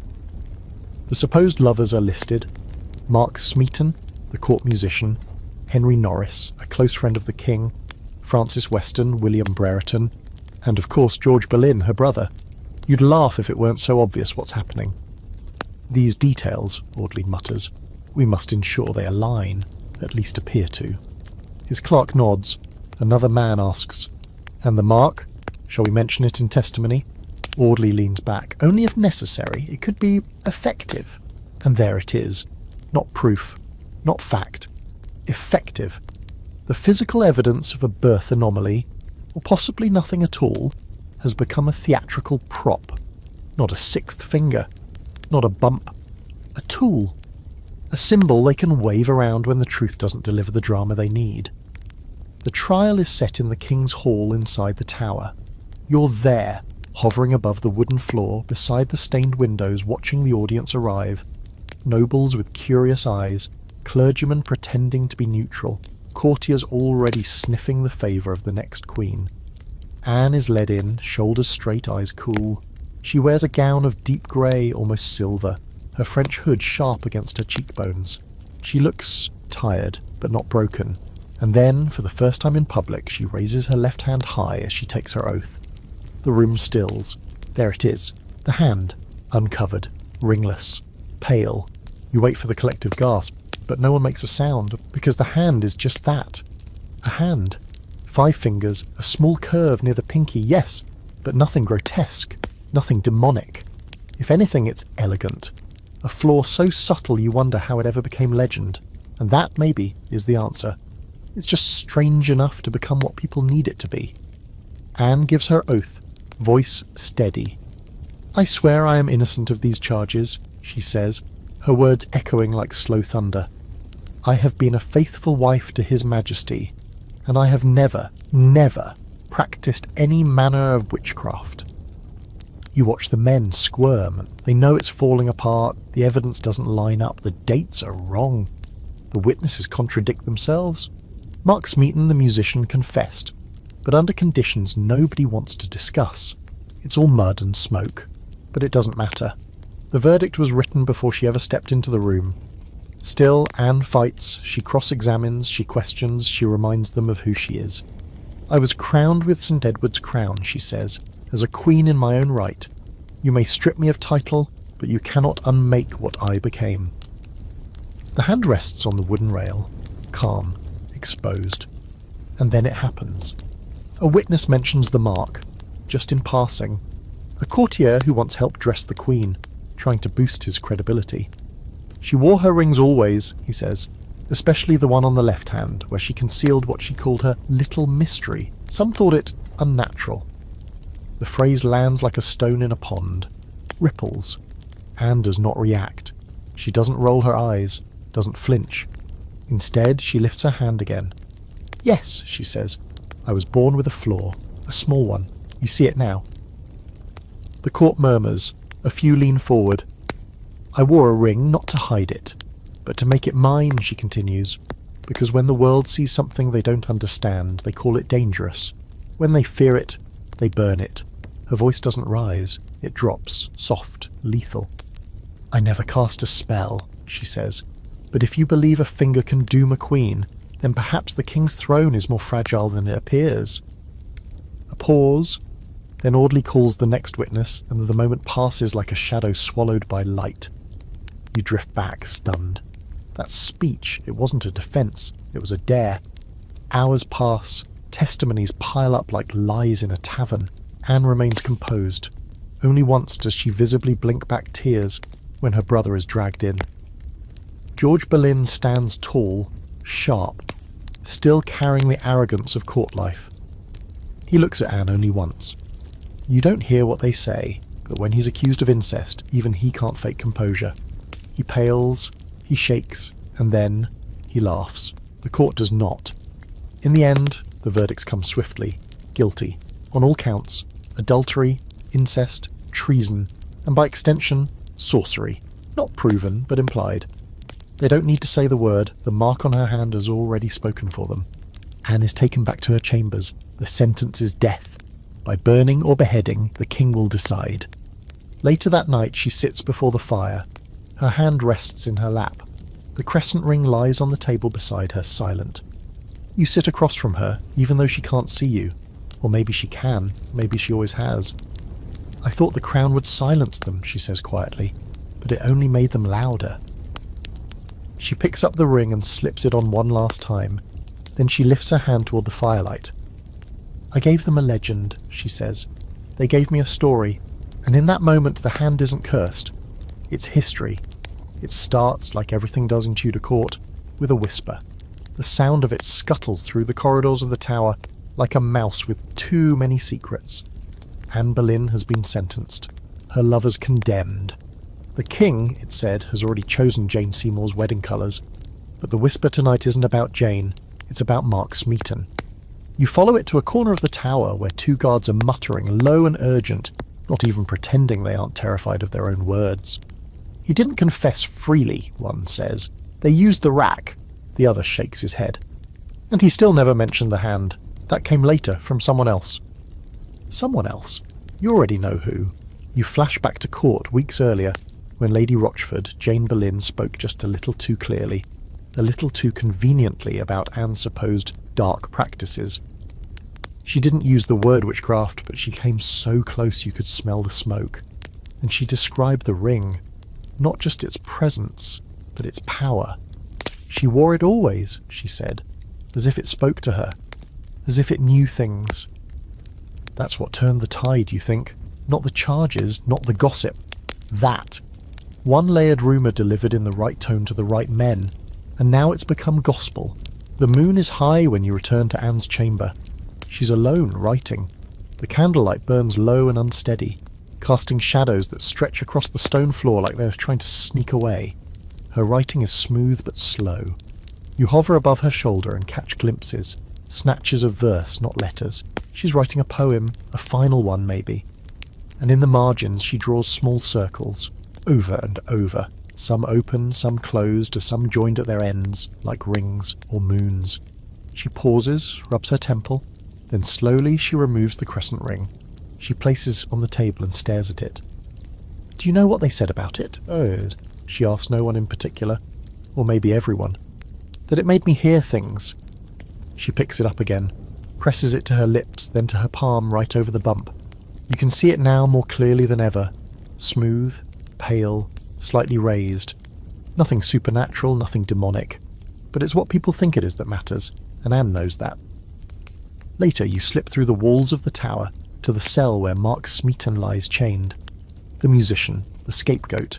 He's mumbling to himself, eyes swollen, lips split, but even now he repeats the same thing. She never touched me. Never. She smiled at me, and that's all. He breaks off, muttering a hymn under his breath. And here's the part you never expected. He saw the hand. Really saw it. She showed it to me once, he whispers. She said it made her different. That people would always think it meant something it didn't. He chokes back a sob. She laughed after and said maybe she should start charging people to look. And that, right there, is Anne, always walking the knife's edge between self-awareness and sarcasm. A woman who knew how a court full of bored, terrified men would rather believe in demons than accept that a girl from Kent with a strange little hand had outwitted them all. As Mark Smeaton's voice fades, you return to Anne. She's sitting on her bed, not sleeping, just waiting. That's when Lady Kingston arrives, the constable's wife, who's been overseeing Anne's needs in the tower. She's pale, flustered, already brimming with the need to say something she knows shouldn't be said. The king has sent word, she says. Anne looks up. Burning or beheading? Beheading. Anne nods. French style? Yes. A small, strange smile flickers across her lips. At least he remembered I liked France. Lady Kingston hesitates, then adds, They say you're brave. Anne tilts her head. They used to say I had horns and could charm the weather. So really, this is progress. She doesn't cry, doesn't pray aloud. Instead, she reaches for the ring again, the one that's been both shield and target. She turns it once, twice, then removes it. pressing it into Lady Kingston's hand. "For Elizabeth," she says, "and that, more than any speech, any scandal, any flame, is her legacy." You float through the tower one last time that night. The guards speak less, the prisoners pray more. Outside, the wind smells like rain and memory. Inside, the bricks remember too much. And in the court, preparations are already being made for a wedding. Henry apparently can't stand to be unmarried for longer than an afternoon. Jane Seymour waits in the wings, as quiet as a foghorn. She has no deformities, no fire, no enemies, at least not yet. The next morning you return to Anne's cell. She's dressed, seated. Her hair is tucked beneath a hood. Her hands are still. The left one rests in her lap, empty, uncovered. The bump is visible now, no longer hidden. You half expect her to cover it again. She doesn't. Instead, she looks up directly where you are, and smiles, as if she knows she's not alone. The sky over London is overcast, but you swear it's not clouds. It's judgment, stacked in layers like wool over the city's conscience. May 19th, 1536, the day Anne Boleyn dies. The tower is oddly calm, like even the ravens have decided to keep it low-key. You hover above the courtyard where the scaffold has been assembled. Neat, fresh wood, swept clean, and a black cloth draped over the platform like someone thought a little dignity might help. It won't. They have brought in a French executioner per Henry's request. See? Romance isn't dead, just Anne. You watch him pace, testing the weight of his sword, not an axe, a blade. Quieter, cleaner. Anne doesn't know him. He doesn't know her. He's been paid well. He's been told to make it quick. Meanwhile, the court continues, as it always does. Henry is hunting. Yes, hunting. The man is literally galloping around in green tights while his wife prepares to die. Jane Seymour waits quietly in the wings, like a particularly obedient fern already fitted for wedding robes. The wedding license was drafted before the trial even ended. Nothing personal, just statecraft. Just another throne vacancy to fill. But let's stay with Anne. She's awake before dawn. She's been up for hours. Praying, yes, but also thinking. Not panicking, not bargaining. Just turning over the last years of her life like pages in a book she's already memorized. You're sitting by the window, the one that lets in the pinkish morning light through cracked stone. She doesn't acknowledge you, but she knows you're there. "I dreamed of water," she murmurs. "I was floating, holding Elizabeth. She didn't cry." You listen. "She had my hands," Anne says, and finally she lifts her left one, holding it up in the sunrise. The bump is still there, as it's always been. Smaller maybe, or maybe the world just looks at it differently now that everything else is unravelling. Lady Kingston helps her dress. A grey gown with fur trim, understated. Queenly but no longer royal. Anne requests no veil. She wants her hair shown, tied back, tidy. She arranges her sleeves so her hands are visible. And yes, she slips on one ring. Not the crescent moon, the flame. It slips over the curve of her pinky like it belongs there. Like it always has. And then she walks. The pathway from her chambers to the scaffold is short but eternal. You walk beside her, your ghost feet brushing the ground, though hers are silent. Everyone watches. The crowd is massive. Nobles, servants, soldiers, strangers. Some are there out of loyalty, some curiosity, some malice. Most have no idea what they're witnessing. Anne climbs the steps of the scaffold with the ease of someone mounting a stage. And maybe that's what this is. Her final performance. Her last monologue. She turns to the crowd and speaks. Her voice is clear, sharp as crystal. They say ghosts don't rest in the Tower of London. Too much blood in the bricks. Too many final breaths trapped under the floors. But it's not the moans or the clanking chains that stay with you. It's the way the air shifts when someone speaks her name. Anne. Just Anne. Not Queen Anne. Not Lady Rochford's sister-in-law. Not the whore. Not the witch. Just Anne. You're back on Tower Green, where the stones remember too much and the air always feels like it's waiting. It's night. The kind of English night where the sky folds over you like a wet blanket. The chapel nearby glows faintly with electric light. Modernity awkwardly draped across the ancient bones of this place. A tour group has long gone, their guide's voice now only an echo in your memory. They say her ghost walks here still, especially near the anniversary. Headless, they say, clutching the last words she never got to speak. But that's never the Anne you see. She's never weeping, never wandering in a bloody haze. She's watching. That's what she does now. Watches and waits. In your own time, Anne has become a magnet for every theory, every symbol, every rewrite. She's in novels and stage plays, horror films and historical dramas, children's books and adult fantasies. Everyone thinks they know her. Everyone's decided she must have been something else. She can't just have been a smart, ambitious woman born in the wrong century. She must have been enchanted, or cursed, or a feminist icon years ahead of her time. The truth, it's less dramatic, and more. She was all of that, and none of it. Because Anne Boleyn never got to own her story, not fully. From the moment she arrived at Henry's court, her narrative belonged to other people. The courtiers, the poets, the ambassadors, the men in feathered hats who scrawled things like, "She seduced the king with her dark French wiles," even though she probably just raised her eyebrow once and didn't laugh at his jokes. But now, in the strange afterlife of memory, Anne is everywhere. You wander through a university library where a student pulls a book off the shelf titled Tudor Queens, Scandal and Sovereignty. She flips to the Anne chapter and reads aloud. Anne Boleyn's most controversial feature may have been her alleged sixth finger, a sign to some of demonic influence, but to others a mark of divine uniqueness. She laughs and murmurs, "Witchy queen," and underlines the word unique. Nearby, a man at his desk scrolls through a list of baby names on his phone. He pauses at Anne, taps it, keeps scrolling.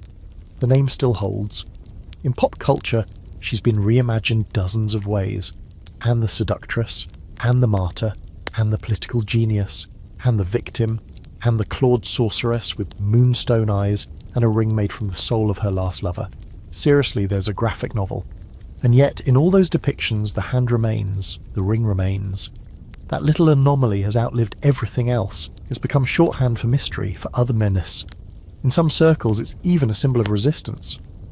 The Boleyn bump, as they call it online, has become an emblem worn on pendants and tattoos. A curled pinky drawn in simple lines, wrapped in a ribbon that reads, "I'm not here to be palatable." Anne would probably love that, or roll her eyes and say, "Took you long enough." Back in the tower, you return to the chapel. It's empty now, quiet except for the tick of the security lights warming up. Her grave marker glints slightly under the beam. It's plain, insultingly so, but you notice something. Someone scratched a crescent into the corner. It's faint, tiny, almost invisible. Not the kind of thing that gets noticed in daylight, but it's there. A small tribute, a quiet remembering. And it makes you think of that moment when Anne lifted her hand to the court, bare and steady, and said, "I wore the ring not to hide it, but to make it mine." It was never about hiding. It was always about control. She couldn't stop them from calling her cursed. So she turned the curse into a crown. And now you move again, forward. Elizabeth reigned still, not in flesh, but in story. In a painting that hangs in a gallery in the east wing of a London museum, you see her in the Armada portrait, ribbons of sea and fire behind her, hand resting on a globe, fingers curled. The left hand wears a ring. No one mentions it in the description plaque, but you see it, you know it. In another case across the room, there's a display of Tudor relics. Among them, a replica of Anne's famous bee necklace, and a scrap of parchment with an indistinct sketch, a woman's hand, palm open, the pinky curved toward a crescent moon. The note beneath it says, "Anonymous, 17th century, alleged to be inspired by Queen Anne Boleyn's witch mark." You sigh. Still. You can't deny it. They're still talking, and not just about her death, about her decisions, her defiance, her fingerprints on a crown she never got to keep. A girl with an inconvenient hand became a queen, then a ghost, then a symbol. She lives now in quiet rebellions and whispered legacies, in daughters who ask questions and women who don't apologise for wanting too much. And when they tell those daughters, "You're too much, too strange, too sharp, too loud," they raise a hand, curl the pinky just slightly and say, "You sound like Anne." Somewhere just past dawn, someone is sketching her again.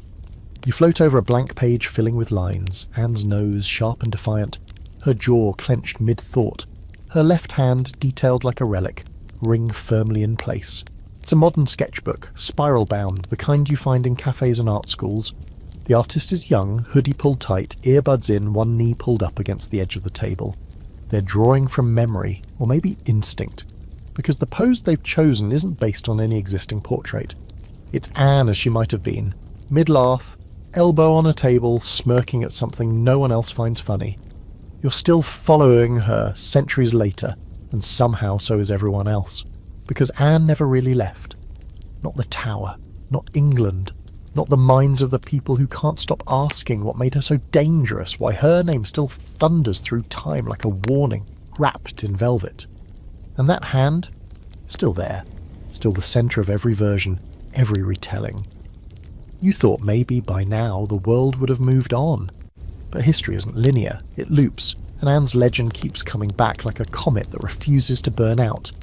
In a podcast studio lit with blue LEDs, two historians are mid-debate. One insists that the sixth finger was nothing more than posthumous slander, another symptom of the Tudor smear machine. The other leans into the mic and says, "Okay, but what if it was real? What if she did have a small bump or nodule on her hand and instead of hiding it, she weaponized it?" Pause. You mean like, turned it into power? Exactly. They call it the Boleyn method. It catches on. Elsewhere, in a bookstore near Hampton Court, a new biography sits in the front window. Anne Boleyn, the queen they feared. On the cover, a shadowed face, just the hint of a smirk, and, of course, the silhouette of a hand. 5 fingers, one subtly curled, a ring glowing faintly as if backlit by defiance. The cashier tells a customer it's the 3rd reprint in 6 months. "I don't get it," the woman says. "Why her? She's been dead for 500 years. The cashier just shrugs. She doesn't act like it. In yet another corner of the world, a classroom of teenagers watch a documentary where an actress in a French hood whispers, "Let them believe I was a witch. It's easier than telling them I was just smarter than they were." The kids laugh, but it's the kind of laugh that has teeth. A girl in the front turns to her friend and says, "Queen energy." And there it is again, the quiet resurrection. Not in the books, not in the speeches, in the small things, the t-shirts, the memes, the tattoos inked on collarbones and wrists, rings of fire, hands curled like taught secrets, crescent moons etched behind ears. You pause beside a woman on the tube, her head resting against the window, her fingers folded in her lap. On her left hand, a small gold ring with a tiny bump of a pearl, right where the pinky curves. You tilt your head. Coincidence? Maybe, but when she looks up, you see it, the same eyes, that same trace of something ancient, elegant, and untamable. Anne lives in thousands of women now. Women who demand answers, who speak too clearly in meetings, who stare at a second too long, who laugh without apologizing. Women who raise daughters and tell them, "Be clever, be sharp, and if they call you cursed, say thank you." And still the stories come. In Edinburgh, a theatre company stages a play where Anne survives, escapes the Tower, vanishes into Europe, starts a quiet revolution through whispered letters and secret rings. At intermission, a girl asks her mother if it's based on a true story. The mother says, "Not exactly, but maybe it should have been." Back in London, in the Tower itself, a guide tells a group of visitors that no one truly knows where Anne's ring went, that it's been missing for centuries, that it could be anywhere, or with anyone. He smiles.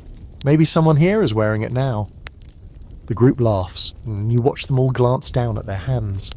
A little girl whispers to her sister, "I bet I have it." Her sister says, "No way, you'd feel it." But maybe you don't. Maybe the power isn't in the ring at all. Maybe it's in the knowing. Because here's the truth. The hand was never monstrous. The ring was never cursed. The bump was never proof of evil. It was just Anne's. And what scared them wasn't the anomaly. It was the fact that she wore it like it mattered. She never asked to be feared. She just didn't bother making herself small. And in a world that only praised silent women and sons, that was all it took. Now, centuries later, you return to the chapel one last time. The plaque remains, simple, steady, still bearing her name, still holding her bones. But above it, carved into the corner of the wooden beam, faint, like someone did it with a fingernail, you see it. A single word. Mine. That's what she said over and over in everything she did. This mind, mine. This body, mine. This story, mine. This hand, this ring, this mark, mine. And now the world is finally catching up. The sword is long gone. The one that ended Anne's life, French-forged, sharp as pride, swung with a professional detachment, was packed away after her execution, used again maybe once or twice, then lost to time, or melted down, or hanging on some estate wall passed off as a family heirloom, without anyone really knowing its full history. But you still feel it, not in the blade itself, but in the pause that followed, the way the air held still, the way the crowd didn't cheer, the strange collective realization that something had just ended that couldn't be undone. But today, you're not in the tower, not in court, not in any castle. You're in a quiet museum tucked in a back corner of England, where almost no one goes unless they're already on some very specific kind of pilgrimage. Tudor heads, that's what they call them. The ones who know too much about this family, who whisper about the six wives like they're personal drama and not actual state-sanctioned tragedy. A woman leads the tour, her voice smooth and sure. She knows the stories, but she adds just a little something extra. She whispered something just before the blade fell, she says, leading the group past a replica of the scaffold. They say it wasn't a prayer, wasn't a cry, just a name. Everyone leans in. Of course they do. No one can resist a final word. The guide lowers her voice. Elizabeth. Silence.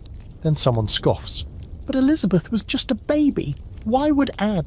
Because, the guide says, eyes flicking to the floor, she knew the world would try to erase her, and she wanted her daughter to remember. You're nodding. She's not wrong. The last thing Anne Boleyn gave the world wasn't a speech or a curse or a flinch. It was a legacy. And if you follow that legacy, trace it forward, you find Elizabeth, of course, the child no one expected to survive court life, let alone rule. A girl shuffled aside, deemed illegitimate, educated in quiet corners of palaces, taught to smile but not speak, until she did both, with terrifying precision. But today isn't about Elizabeth, today's about you, because somewhere along the way, this stopped being Anne's story and started becoming yours. You who can't stop reading about her. You who catch your breath when someone says her name. You who stared just a little too long at your own hands in the mirror after hearing the sixth finger rumour and wondered, what would I have done? Anne made you wonder, and she did it on purpose. Like you walk through the museum, alone now. The crowd has wandered off toward Henry's armour, which gleams too brightly and smells like effort. But here, in this quiet alcove, there's a glass case with a velvet stand. Inside, a ring, or the ring? They say it's a replica, but you're not so sure.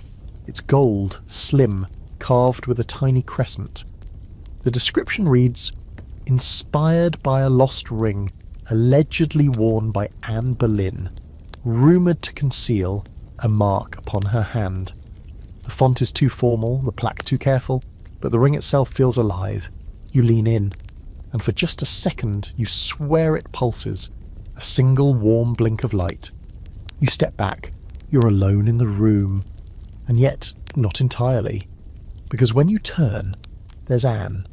Not a ghost, not a figure in full Tudor drag, just Anne, as she must have been once, before the whispers, before the throne, before the tower. Standing with her arms crossed, brow arched, a look that says, so? Are you going to make yourself useful or just stand there gawking? You blink, she's gone, but you feel different. You think of all the times they said Anne couldn't possibly have done what she did without help, without sorcery, without some kind of unnatural force. But what if the unnatural thing wasn't the ring, or the hand, or the supposed sixth finger? What if the unnatural thing was her clarity? Because Anne saw everything too clearly. She saw how fragile Henry's ego really was, saw how easily the court could turn on charm or fear, saw how men clung to daughters when they were convenient and discarded them the moment that they stopped smiling. She saw herself and didn't flinch. That's what the ring represented. Not magic, not a curse, not protection, presence. A declaration, I exist, and you cannot make me small. Even in death, that presence lingers. You return to the tower one last time, if only in thought. You stand in the chapel where she lies, and you stare at the stone floor until your eyes blur. You imagine what it would be like to brush your hand against the spot, to feel something come awake in your bones. But instead, you whisper, Anne. Just that. And maybe she hears it. Maybe wherever she is now, woven into the seams of history, drifting between pages and portraits, she hears you. And she nods, just once, and then she turns away, Not because the story's over, but because it's yours now. It begins again with a return. You're not sure how you got here, not really, but suddenly you're walking through the grounds at Hever Castle, Anne's childhood home, or at least the place where they like to say she came of age, as if the beginning of a woman's life only starts when a man notices. It's quieter than the tower, more peaceful, but the walls still carry her name like an echo that refuses to settle. You drift between box hedges and stone fountains, past tourists nibbling on shortbread from the cafe and couples arguing over whether they've seen enough history for one day. You ignore them, you're here for her. Not the crowned version, not the trial, not the ghost in the chapel. You're looking for Anne before, when she was just a girl with dark hair, a sharper than average tongue, and an uncomfortably loud mind. A girl who saw the world not as it was, but as it could be, if someone dared to lean into the edges. The house has been made too clean, of course, restored for polite consumption. None of the actual dust, none of the blood. But in the long gallery, where the family portraits hang like a self-congratulatory scroll, you find her face again. Not the wide-eyed innocence of Mary, not the solemn lines of Elizabeth, but Anne. That slight smirk. The unmistakable air of I know something you don't, and I'm deciding whether to tell you or use it against you. Beneath the painting is a little plaque. It reads, Anne Boleyn, c. 1501-1536, Queen Consort of Henry VIII, mother of Elizabeth I. So neat, so sterile, no mention of the accusations. The hand, the ring, the tower, the sword. You wondered what she would have made of that. And then, across the room in a dusty display case pushed toward the back, you spot it. Not the crescent ring, another one. It's gold, plain, worn smooth with time. The card beneath it says, you tilt your head, squint. The ring is smaller than you expected. It would barely fit a modern pinky. But there's something etched inside the band so faint you almost miss it. One word. Truth. You stare at it for a long time. You wonder who wore it. If it was Anne's, or her mother's, or someone else entirely. You imagine her slipping it on in secret before facing a court full of enemies, or hiding it in the hem of her gown the day she was taken to the tower. Truth, not power, not vengeance, not witchcraft. Truth. Maybe that was the real magic. You leave Hever Castle with your hands empty but your head full. As you walk back through the gates, you pass a young couple posing for a selfie.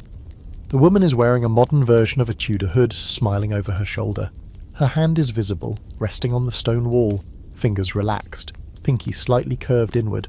You stop. She catches your glance. What? She says, half smiling. You just shrug. Nice ring, you say.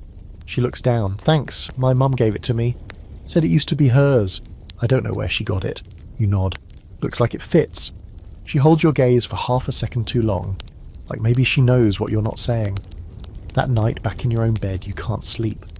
Not because of fear, not because of the tower or the scaffold or the stories about Anne's final words, but because something inside you feels different now, like you've carried her story so far for so long that it's not hers anymore.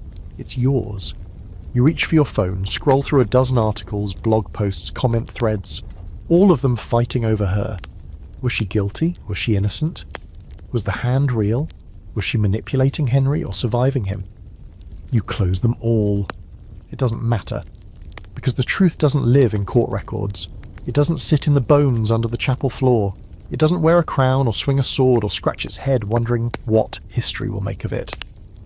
The truth lives in the way she walked into death with her back straight and her hands visible. The truth lives in the daughter she left behind, who ruled not like a man, but like a woman who owed no one an apology. The truth lives in the ring that keeps appearing, worn by strangers who don't know they're carrying it, hidden in museum cases, whispered about in cafe corners and academic halls. And it lives in your hand, now curled loosely around your bedsheet, your pinky tucked ever so slightly toward your palm. You don't know why you did that. You don't know what it means, but maybe you don't have to.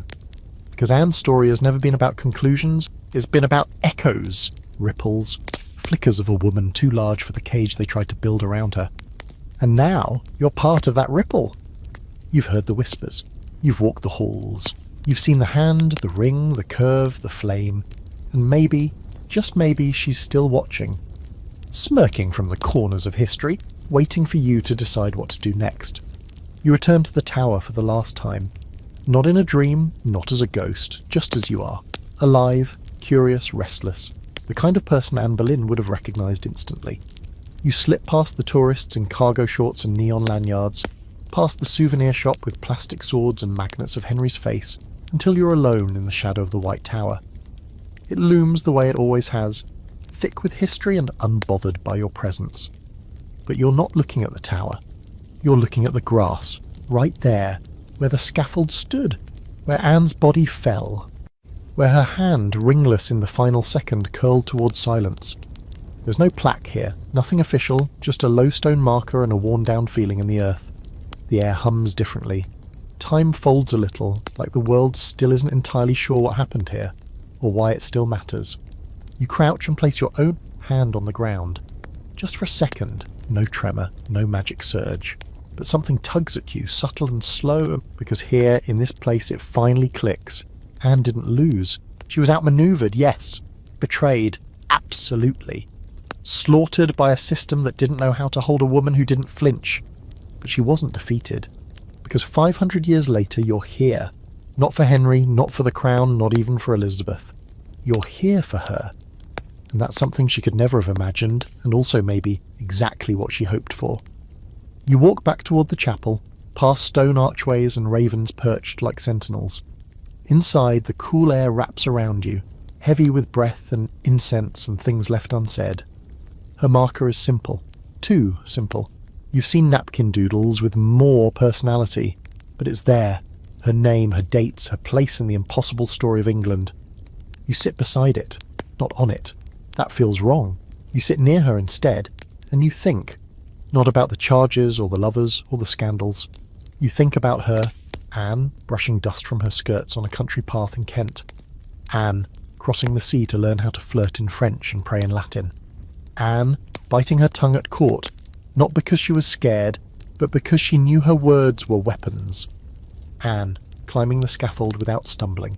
Anne lifting her hand one final time to show the world that it could not make her small. People always say she was a witch, that she cast some kind of spell on the king, that her hand marked her for darkness. But maybe the spell wasn't magic. Maybe it was clarity, confidence, a refusal to be explained or softened. Maybe that was the thing no one could forgive. You run your fingers along the stone, and this time you don't look for rings. You look for fingerprints, impressions, some lingering sign that she touched the world hard enough to leave a dent. And then, slowly, you rise. There's no ceremony, no grand epiphany, no flash of ghostly light. Just the sense that someone sees you, someone approves. And in your pocket, something small and warm presses against your palm. You pull it out. It's the ring. Her ring. The crescent. The one they never found. You have no idea how it got there.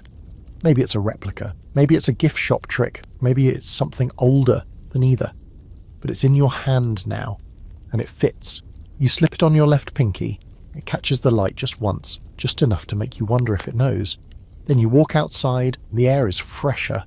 London moves like it always does, impatient and unstoppable. But you're different. Not louder, not brighter, just steadier. Like you know something they don't. Like you're carrying a name, a story, a smirk. Anne Boleyn doesn't need revenge. She has you. She has everyone who looks at their difference and says, "Make of this what you will, but it's mine." She has every person who refuses to shrink, every voice that doesn't apologize for being too clear, every hand that carries her story forward, quietly and without permission. Because history doesn't end, it echoes.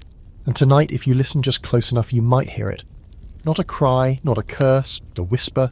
So, that's it. Anne Boleyn's story.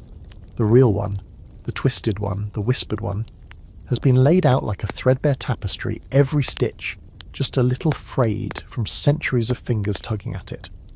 You've followed her through royal halls and tower shadows, through court games and candlelit legends, through her rise, her fall, her daughter's triumph, and all the stories the world insisted on adding after she was gone. You've seen the way truth warps, the way myths grow through its teeth, and how a single hand, bent, flawed, perhaps marked, can ripple through half a millennium of imagination. And now it's yours to carry. Not just Anne's death, but her refusal to die in the ways they hoped. The way she lives not in sainthood, but in defiance. The way she left behind a daughter, a ring, and a silence that still makes people lean in and whisper. Because what scared them most wasn't her ambition, or her wit, or even her mind. It was her clarity, her refusal to bend, her ability to say, "This is who I am, and I'm not asking permission to exist." So if you're still awake, and honestly how, maybe it's time to loosen your grip on all of it. Let the past settle into the soft, slow part of your thoughts. Let Anne curl her hand back into history, and let her voice fade into that lovely hum between sleep and something heavier. Tomorrow the world will still be complicated, but tonight you can rest. You can let her story keep watch for a while, and maybe, just maybe, if you dream deep enough, you'll feel her presence, sharp, steady, impossible, and know exactly what she'd whisper to you. "Good Christian people," she begins, "I am come hither to die, according to law, and therefore I will speak nothing against it." She says Henry is a good and gracious king. You flinch. Even she chokes on the words slightly, but she says them anyway, because she has a daughter, because she understands the long game, because if she can't save herself, maybe she can save Elizabeth's future. "I pray God save the king," she says, "and I commend my soul to his mercy." Then, without pause, she kneels. The executioner steps forward. Anne adjusts her sleeves one last time, hands still visible. The left one rests just so on her thigh, the ring glinting in the grey morning light. You hold your breath, everyone does. She doesn't scream, she doesn't beg. She closes her eyes, the sword arcs, and then silence. It's over. In one clean stroke. Her body falls. Her hands twitch once. The left one curls in slightly, as if remembering the weight of something once held. The crowd exhales. Some turn away, others stare. One woman near the front sobs. A boy vomits in the grass, but mostly the air just stays still. They bury her beneath the floor of the chapel of St. Peter ad Vincula. No grand tomb, no marble effigy, just a quick burial in an old arrow chest with hastily cut wood.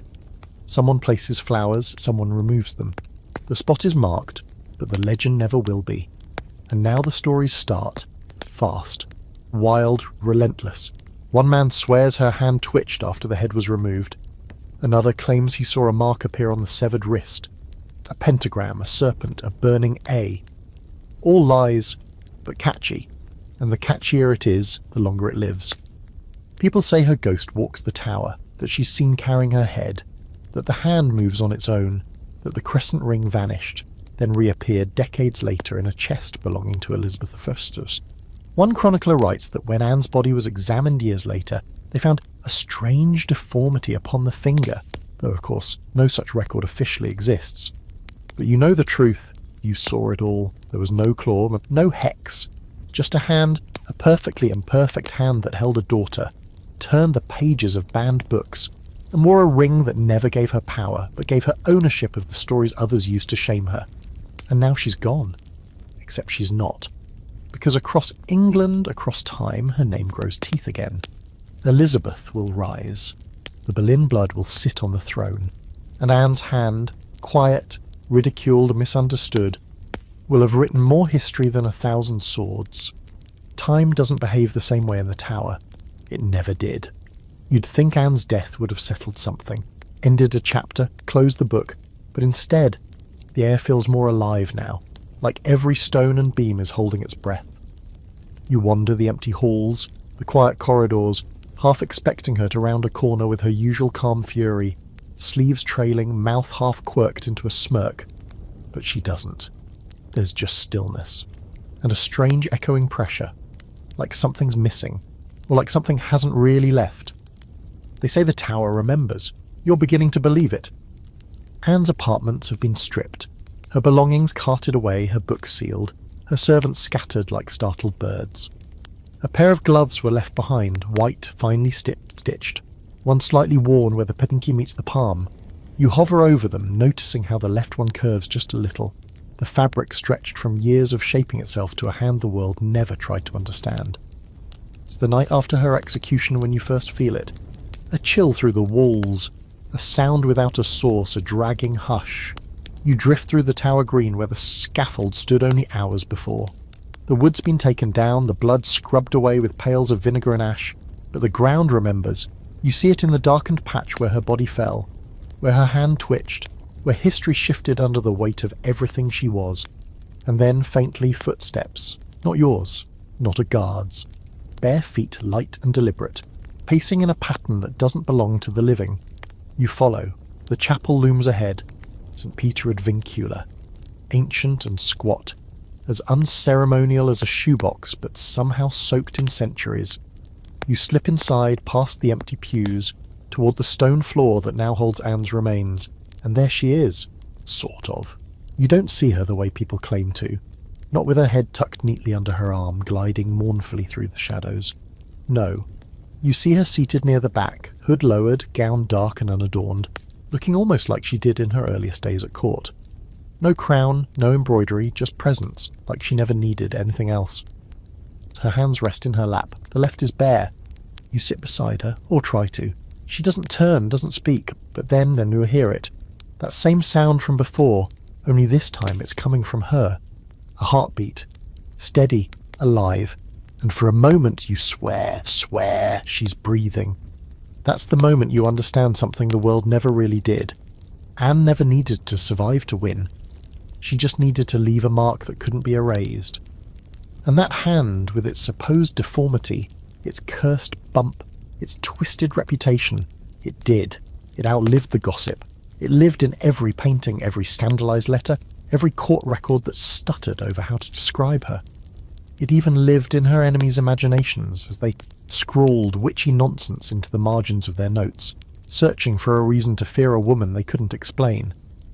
But it also lived in Elizabeth, because now the stories start again, different ones, better ones.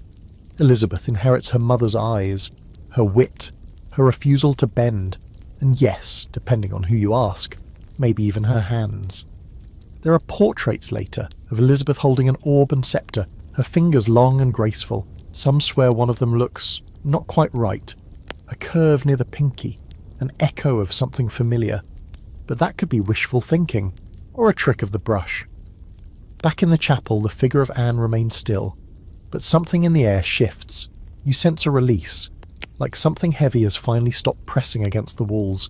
Not peace exactly, but something like it. You drift back through the tower. The guards speak less now. Even the birds seem to caw more softly. There's a weight in the stone that wasn't there before, like it's storing something, protecting it. A memory, a secret, a truth wrapped in layers of slander and silk. In the following weeks, the court moves on. Henry marries Jane Seymour. The Seymours are elevated. Anne's name is erased from documents, portraits, prayers. Her daughter is declared illegitimate. Her friends are scattered or executed. Her enemies rewarded. History slams the door shut like a child throwing a tantrum. But not for long. Because here's the thing they didn't count on. Stories don't stay buried. Anne's legend begins to bloom again. Not in the court, not among the nobles, but among the people. The kitchen maids, the scribes, the gossiping wives and careful poets. They pass along tales of the queen who had a sixth finger. The queen who bewitched the king. The queen who died laughing. Some say her ghost haunts the tower, yes. But others say her hand haunts England. That it wrote her daughter's destiny into the stars. That it left a print on the throne itself. And maybe, just maybe, it did. Because when Elizabeth finally rises, when she claims the crown no one expected her to hold, she carries herself with the same fierce composure, the same voice that slices and soothes, the same ability to be 10 steps ahead of the room. And when she lifts her hand to swear her coronation oath, the people watching murmur, not about her face or her gown or her jewels. They murmur about her fingers. They say one curved ever so slightly toward the edge of power. The courtroom is gone now, the scaffold dismantled. The torches that once lined the tower walls have long since burned out, replaced by silence and soft wind. But the stories are louder than ever. In the years following Anne Boleyn's death, the world doesn't forget her. It reimagines her, and it does so with a passion that borders on obsession. You drift now not through castles or chambers, but through minds, through myths, through the strange tangle of history and imagination, where Anne's truth and Anne's legend perform a permanent, endless dance. It starts, as always, with small things, a pamphlet here, a ballad there. A merchant in Kent swears his grandmother once met the Queen before she married the King. And yes, she had a strange hand, but a lovely laugh. A sailor claims he found a carved ring on the Thames foreshore, gold with a crescent too small for a man, and warmed the touch even after hours in cold mud. A nun in Yorkshire says Anne's ghost visited her in a dream and whispered a prophecy. A daughter with a lion's crown will wash my name in gold. The details never agree, of course. Sometimes Anne has 6 fingers, sometimes she has a mark that glows in the dark. In one version, she wore gloves made from unicorn skin. In another, she cast her final curse using blood from her pinky and 3 Latin words. All of it nonsense, all of it true, in the way stories always are. You pause in a tavern somewhere near Sussex, well, what used to be Sussex. It's years later now, and a young poet sits in the corner, scribbling into a stained notebook. Queen Anne, undone by the devil's kiss, he writes. Her hand curled like fate, her ring forged from flame. You resist the urge to roll your ghost eyes, but only just. He adds a sketch of her, slender and tall, with a burning halo and, surprise, 6 fingers. It's barely a doodle, but it will survive. A historian will find it 2 centuries later and cite it as contemporary belief in Queen Anne's sorcerous nature. You move on. In a dusty London bookstore in the early 1600s, a copy of a Catholic treatise is being rebound. You glance down as the apprentice flips through a page that describes Anne as the cursed she-wolf with the devil's mark upon her flesh. There's a drawing of a hand with a curled beast-like 6th digit, claws and all. It's ridiculous. It's also been copied and recopied into at least 9 other volumes, each version growing more grotesque. And yet, behind all of that noise, a quieter truth pulses. Elizabeth is queen now. You're with her at Whitehall, years into her reign, as she stands before the mirror in her private chambers. She wears her crown, of course, she practically sleeps in it, and a stiff ruff so large it casts its own eclipse. She removes her gloves slowly, deliberately, and stares at her hands. Long, slender fingers, pale, steady, not curved, not flawed. Except, you lean closer. Her pinky flexes slightly. There's a twitch. Not a bump exactly, but a motion. A tension in the muscle, like memory etched in flesh. She doesn't notice you, not really, but she does pick up a small object from her dressing table. You float closer and see it. The flame-shaped ring, Anne's ring, the original, if you believe the gossip, reforged, smaller. Or maybe Elizabeth had her hand made to fit it. She holds it between her thumb and forefinger for a long time. My mother wore this into fire, she says quietly, so I could wear it into rule. Then she slides it onto her left pinky and smiles. Not the kind of smile you expect from a monarch. The kind of smile that says she knows something no one else in the room has figured out yet. The kind of smile that makes you think Anne didn't die after all. She just changed shape. Elizabeth's reign rewrites everything. Not only does she survive, she thrives. She becomes the monarch, the standard, the myth in the making. She makes England a power. She faces down plots, popes and pirates. And every time they ask how she does it, how this woman without husband, without children, without courtly compromise commands such respect, she just smiles and says she's her mother's daughter. The ring never leaves her hand. Over the years, people try to reshape Anne's memory to match Elizabeth's glory. Suddenly, Anne becomes a martyr, a visionary, a queen wronged. They scrub away the claws and curses and instead paint her with roses and scripture. But the hand remains in every version. In some, it's a symbol of rebellion. In others, defiance. Some say it was a mark from God, a sign that she was chosen to birth the future. There's even a fringe theory, because of course there is, that says the extra finger gave her second sight, that she could see Elizabeth's reign before it happened, that she knew all of this was coming, that she walked into death fully aware she'd already won. And maybe, just maybe, she did. Because long after her bones have turned to dust, Anne Boleyn's story doesn't fade.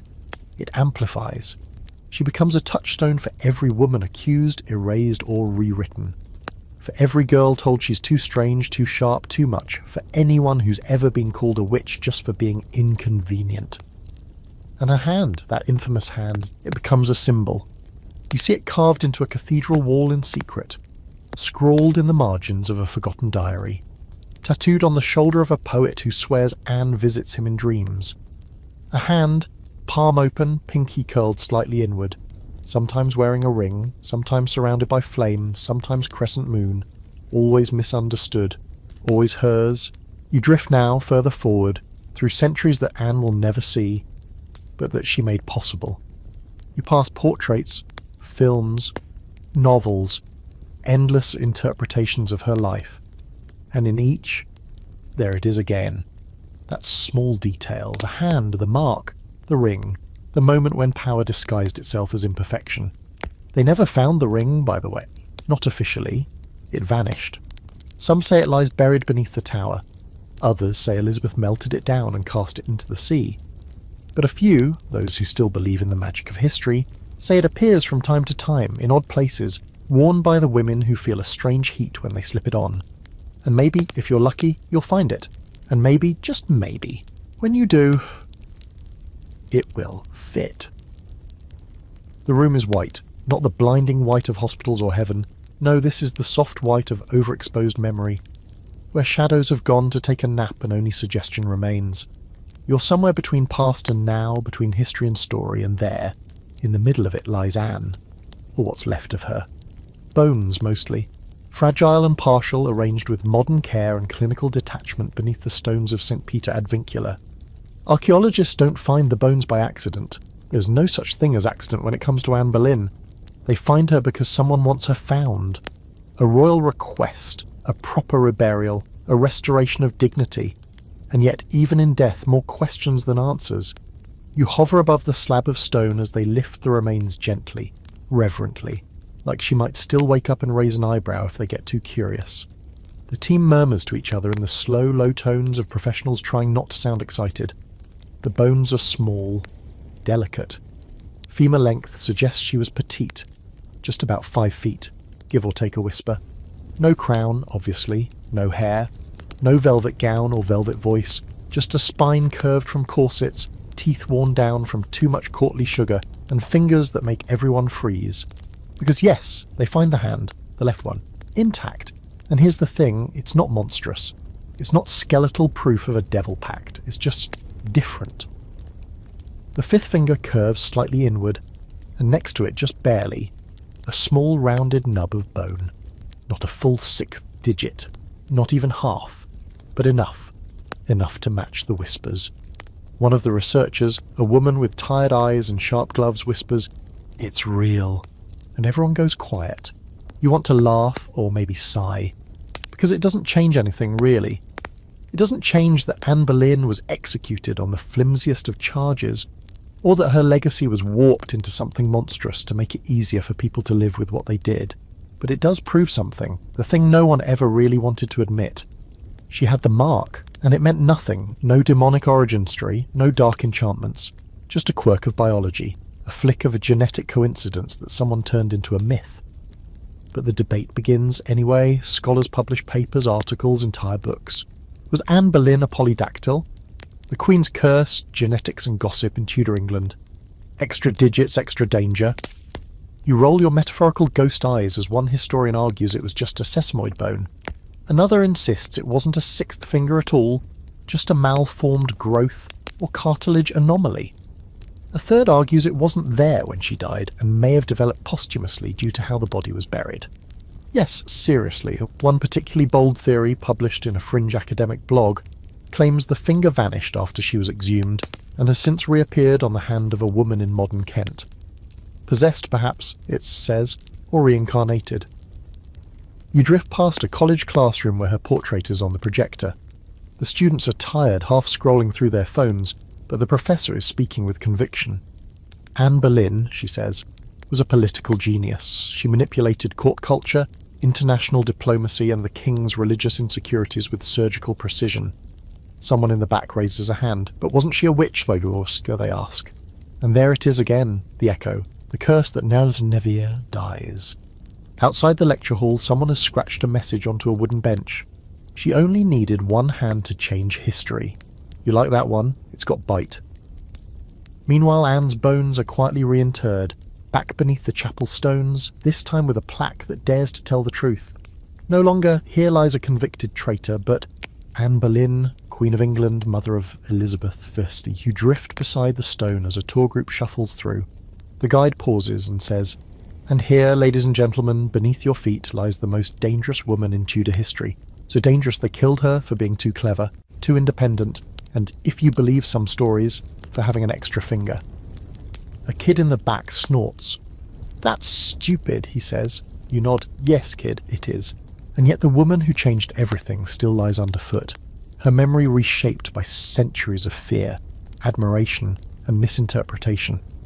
Her daughter will go on to rule for 44 years, reforge the Church of England, vanquish the Spanish Armada, and become a living myth in her own right. But Elizabeth never forgot her mother. Not truly. Late in her reign, Elizabeth commissions a locket ring, tiny, discreet. Inside, a miniature portrait of herself on one side, and on the other, a woman with a long face, dark eyes, and a French hood. Anne. No flames, no claws, just a daughter remembering the woman the world tried to erase. That ring survives. It's in a museum now, under thick glass. Visitors walk past it without knowing what they're looking at, but sometimes someone leans close, squints, notices the tiny engraving near the hinge. It's faint, almost invisible. A hand. You wander out of the museum, out into the soft London rain, your footsteps silent on the pavement. The city's changed, but the stones haven't. The stories haven't. Somewhere someone is telling them again, maybe in a classroom, or maybe in a tavern, maybe in a half-dreamed memory passed from mother to daughter in the soft dark of bedtime. She was different, they whisper. She was dangerous. She was divine. You pause at the Thames, watching the water ripple like it remembers her. Then you look at your own hand, 5 fingers, maybe 6 if you count how many times you've been silenced, and you wonder if Anne would have laughed. Probably, but only a little.